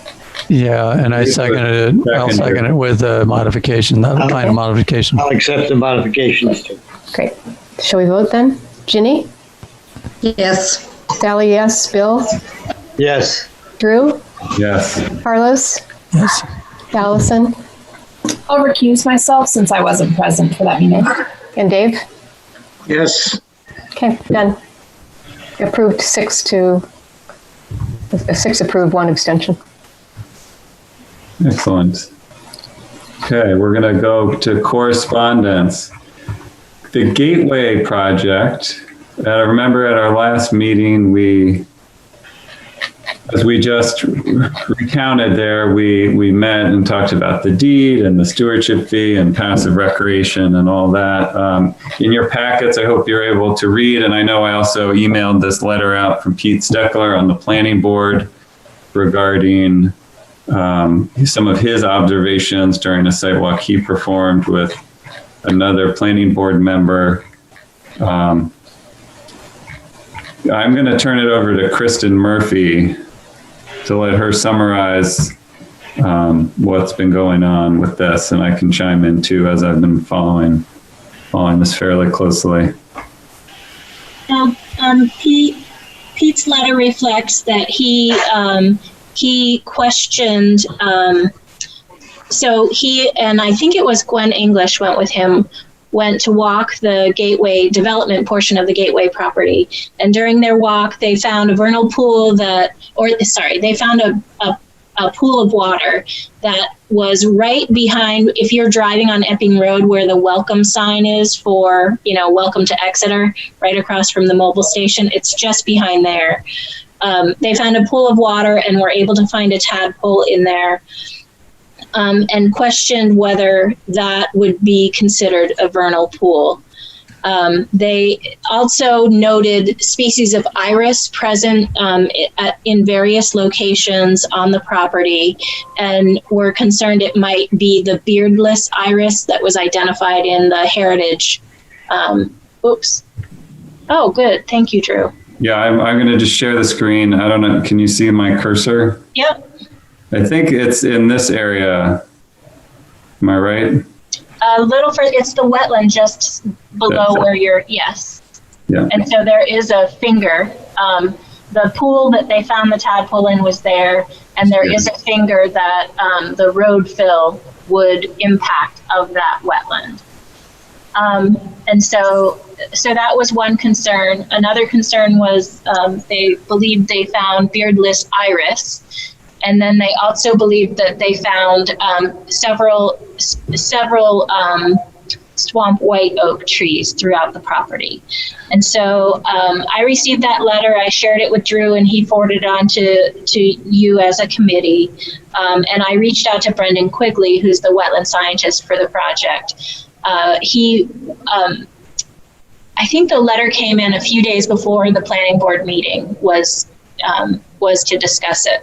So Brendan went back out, and he did indeed find additional species of iris on the property, but in looking at them and the characteristics of them, he believed that they were not the species of concern, the beardless iris, because the beardless iris has very pointy parts to the triangle shape of the fruit, and this species did not have that. The leaf width was too wide to be the beardless iris. So he felt pretty confident in his original determination. And then he also did walk the property and, in his opinion, believed that there was not swamp white oak. He believed it was just white oak that was being identified. In terms of the vernal pool, after reading that, potential vernal pool, after reading that, I did go back and review the application material. And he talks about this wetland that is part way off the property, that they did find a single fairy shrimp in. Before this, Drew and I had a few conversations about what the next steps would be. I had reached out to Lori Summers who's with New Hampshire DES, and she worked through the wetland mitigation process. I wanted to be sure that they were aware of this letter from Pete Steckler, and that they had an opportunity to weigh in on that. She had wanted me to have further discussions with Evan Lewis, who happened to be on vacation at that time, and it seemed as though there was a narrowing window of appeal period for us to appeal the wetland permit. So Drew and I had a conversation and felt that based on they're not actually impacting the portion of the pool.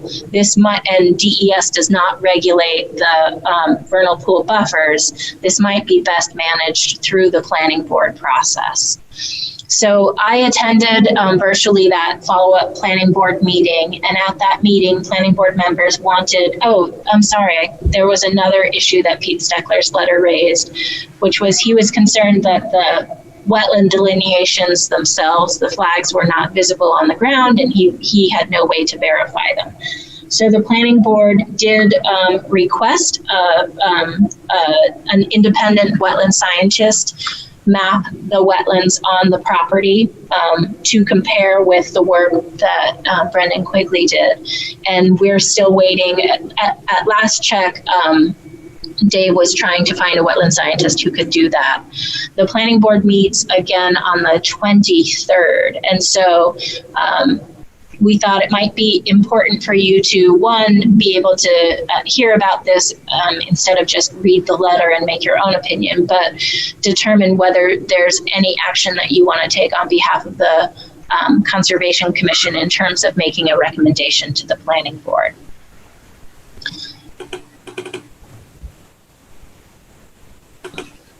Yeah. And I guess, I don't know if you want me to offer up some concepts, but maybe you should just discuss that first. There was some talk of a third-party review. Did that get authorized by the planning board? Is there a... Yes, the planning board approved receiving third-party review of the wetlands. Okay. And so Dave Sharples was working on scheduling an independent wetland scientist to go out on the property. I'll just note that the planning board, I listened to this meeting that Kristen was involved with, the planning board meeting on the end of June, and they are still very much in the middle of the review of the site and haven't approved of anything, I don't think, yet out there. And the plans might change, and I know that the plan actually looks a little different than this plan I'm showing that's from last fall. So this is, I think, a good opportunity for us to, if we have any comments on this, to send them to the planning board, because they're still very much deciding where this project is going.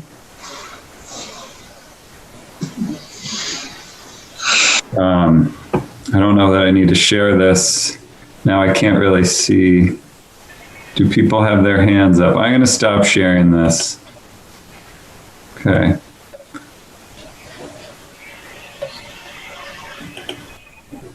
Who would like, Sally? Do you have a comment? No. That was just left over. Sorry, I don't have a comment. Other than I think the third-party review is entirely appropriate. Excellent. And should be done. Okay, Kristen O. The only comment is really sharing something from the Sustainability Advisory Committee, and that one of the committee members for that was contacted by a resident who was curious about this project and was wondering if there was any sustainability goals incorporated into it. That's all I've got. I don't know that answer. There's questions on for the Sustainability Advisory Group and the plan for and how we incorporate that into zoning and code, and there's a lot. It's just not there yet. So yeah. Well, I don't know if that could be incorporated into any. If we end up sending a memo, I don't know how that would fit in with the wetland impacts, but maybe. Carlos? Yes, I was just curious. So in a case like a species of concern or a listed species like the bearded iris, who would make that final determination then? Is it left up to the water scientist, or do you have somebody in the state that's responsible for making a determination?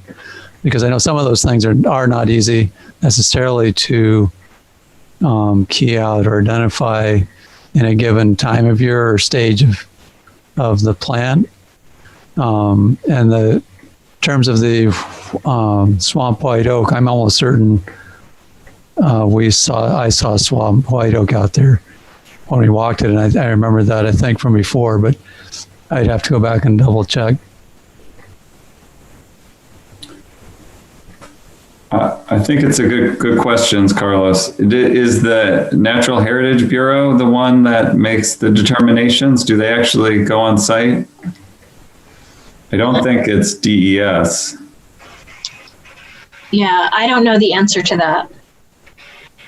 No, they are very under-resourced and have a very small staff, but I suppose it's something we could request.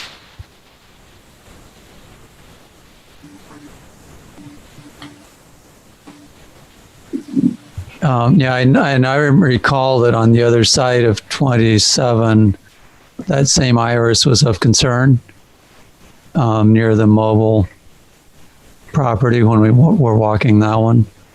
And there was an iris, a blue iris, that I had pointed out, I remember at that time, that was waved off as not being that particular species. I do not know that particular iris to identify it. But I would think that would be of concern for me anyway, to make sure it's not going to get replaced or built over where it occurs.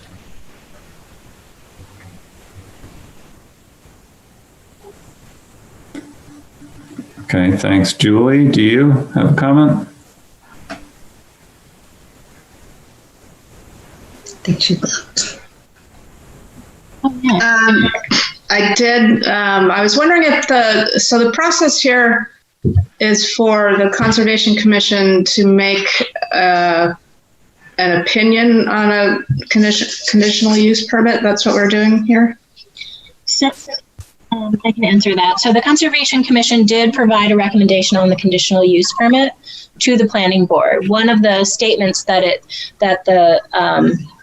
the memo to the Planning Board said was because the application had not yet gone through the technical review committee period. It was quite early. It was back in November of 2019 when it came before the commission. So they had said, should impacts change, should there be an increase in impacts through application review, we would like to have an opportunity to weigh in again. Bringing the applicant back to the Conservation Commission meeting, it seems like we could almost save a step and just make that recommendation here tonight if you felt it was needed. Yeah, I personally, I think that there's enough information there, enough concern that you can make a decision tonight. I was just wondering, then the question came up if that's going to, is that something that we have some authority to do or to make them change their plan or whatnot. And I was just wondering if you would need, get back up from the extension, the county conservation extension, if they'd be part of that. Just a question. Well, I know I think our memo would be a recommendation to the planning board, because that's always how our role is, to recommend things to the planning board. So I don't know if I haven't had experience with the county conservation extension. Or do you mean Rockingham Planning Commission? No. At Rockingham County Conservation District you're referring to? Just RCD, yeah, Rockingham County. RCCD. No planning in it, just Rockingham. Yeah. I think Lenny Lord might have been the person who could do that identification, and he's no longer with them. So, we can reach out to their staff. Again, another organization that is very small and under-resourced with a very small staff. But I'm not sure if they have that service available to help. Well, the UNH extension program might also. I know they came and did the acid test on my lawn. Yeah. So I work for Extension. I'm trying to think if I have a colleague. We're talking about specific to identifying the rare species. I keep going back to Natural Heritage Bureau. I think that's their purview, or at least where the expertise might lie. I can check though on Extension.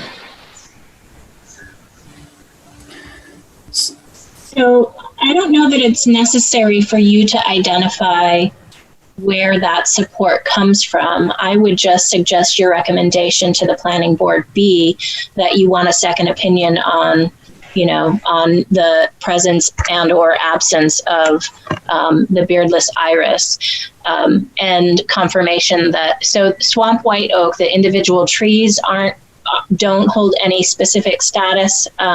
It's an association with a broader community that is considered is what they highlighted. So presence of swamp white oak would not necessarily, cause them to do any additional action unless it's associated with this other community. But you can raise that you would like the special status plant species to be evaluated by a botanist, qualified botanist. Would it also be reasonable to ask them if we could get a report of this third-party review? I mean, that's of the wetlands, and that's what we were concerned about. And if that person should come up with something new, that might change our view of the project. Yeah. Yeah. I would like to get that back. Yeah. So we're supportive of Pete's letter, essentially the items brought up, and would like to verify his potential findings through the third-party wetland review or other necessary means. That sounds pretty good. And would like to be copied on any findings. I might also suggest that you recommend, given should the report indicate, or given that a primary indicator was present in that pool, their plans should yes, their conditional use permit should document the impacts to the larger buffer, because vernal pools are afforded a 75-foot buffer versus the 50-foot buffer that was placed around it. So that should be quantified, and perhaps a modification either in the slope grading or with, retaining wall or something for the road edge, so that you can protect more of that vernal pool buffer. Yeah, or they minimize any impacts to that area. If it's, I guess, do we need to qualify that, or should we just recommend that they minimize impacts to the pool, whether or not it's a vernal pool or not?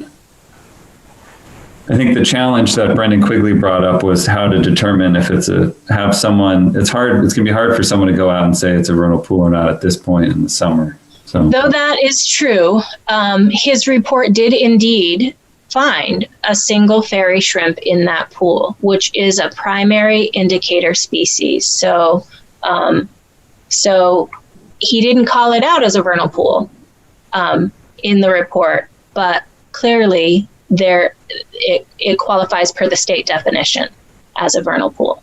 So our conditional use permit process and definitions defer to the state, so it qualifies for the town as a vernal pool.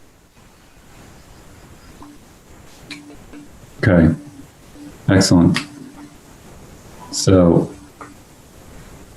could you and Kristen work on a memo to the planning board bringing up these points and send it? If the commission feels that that's important, I think I would. Yeah. Do we want to make a motion for us to draft a letter summarizing this general discussion? To the points raised in this general discussion? I do see some hands up before you get to the motion. Okay. Dave?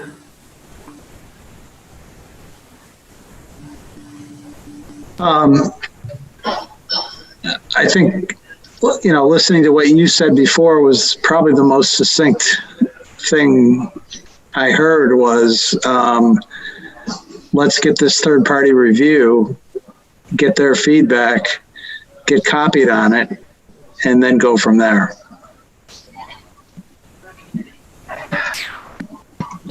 Yeah, I agree. Their timing may or may not coincide with that because they're having a meeting in 2 weeks. Well, they won't have even had the third-party review, so I don't know how they will have. They won't. Well, and you said they're only part way through the project review, anyways. Right. So there's probably more time than 2 weeks. Yeah, there is. So yeah, I think that would be good. I guess I was concerned about the timing and just making sure we make a strong. Yeah, I think the third-party review is important in this situation. I mean, I've always been concerned about a conflict of interest with wetland scientists representing developers. It's just it's not an arm's length relationship, for better or for worse. So especially in this situation where somebody like Pete, who I know, he doesn't cry wolf. So I think, we should give some credence to what he's said. It sounds like the planning board has. Yeah. And let's get the third party person in there to take a look at the work that was done. Excellent. Allison and then Kristen O. Yeah, I agree with you, Dave. The third-party review is critical and definitely warranted here. I also think it behooves us to just pick out those few items that are of primary concern, and including, Kristen's identification of Brendan's identification of a fairy shrimp. That is an indicator species of a vernal pool, as Kristen has said. So that's pretty major. And then I think the iris, I also don't know how to identify this species, but this is where the time-dependent piece is a little more concerning. We want, I don't know if the fruits are still out and someone can then go still identify it, but I think we might want to call out that someone who is qualified, with wetland botany or something, someone who can positively identify that species is the person that's out there. I don't know how hard it is to identify, Carlos. It seems like, if you can't identify it, that means it's hard to identify. So we might want to call that out as well, like some level of qualification for that specific species. And then there may have been other things that I'm not remembering. But I think the third party review and then highlight some of these things that we're primarily concerned with. Yeah, I think Kristen said that when we approved it back in November or whenever, we said that if things turned up, we would like a chance to respond to those. And because we reviewed it very early on in the project. So I think we could ask for that. Excellent. Well, I feel like we have this has been good. Any other comments? You need a motion? Yes, I think we should. I would move that we send a memo to the planning board outlining those two concerns or maybe more concerns, but those two that Allison and David mentioned. Second. Ready for a vote? Yes. Ginny? Yes. Sally says yes. Bill? Yes. Drew? Yes. Carlos? Yes. Allison? Yes. And Dave? Dave? Yep. Did you say yes? Okay. Approved. Yes. 7. Okay. It wouldn't let me unmute. Approved. 7-0. All right, excellent. So we will probably be talking about this at the next meeting again. Okay. And we'll be in touch if we get the third-party review done before next meeting. Obviously, we'll send that out. If there's any major information, we can share that with you. If anyone's interested in reviewing the memo before it goes to the planning board, please let Kristen or I know. Otherwise, we'll hammer something out next week or later this week. By next week, by next Monday. Okay. Up next, we're almost there, guys. I was really off in my rose-colored glasses time estimate, but that's okay. Stone Layton. Kristen, do you want to talk about that? Yeah, I just wanted to provide an update. We had a resident express concerns about the Stone Layton property not being hayed on a regular basis, and I made a few misstatements. I had forgotten that the heirs of the Stone, so the original handshake agreement was between the Stone family and the Conservation Commission way back when, that allowed them to continue to hay the field to use the hay for their sheep. They had stopped. I reviewed my notes, and they had actually stopped for several years. And we were approached by another entity, the Marston family, with interest in haying that property. And so that's who's been doing the haying now. They use it for their own their own animal crop. It's kind of one of those situations, though, that I feel we should have had a lease agreement with them as we do the farmer. So that's something that I'll probably work toward implementing after this season. But I did reach out to the Marstons, and they do have every intention to hay that field. So that's a good thing. There was concern that invasives were taking over and it was getting too shrubby to hay, but they didn't believe it was. So we have their assurance that they do plan to hay this year. And I've not been down there to see if that's occurred or not yet, but I know there were some concerns by members of the board. So I just wanted to give an update. Is this property on Juniper Road? Yeah, Powder Mill. Yeah, Juniper Road. Yeah, okay.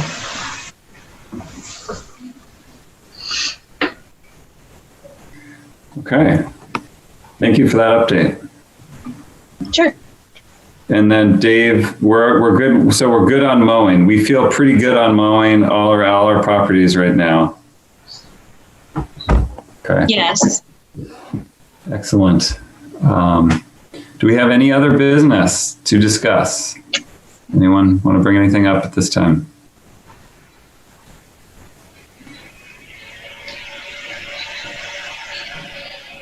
I think we did. Can I make a motion to adjourn?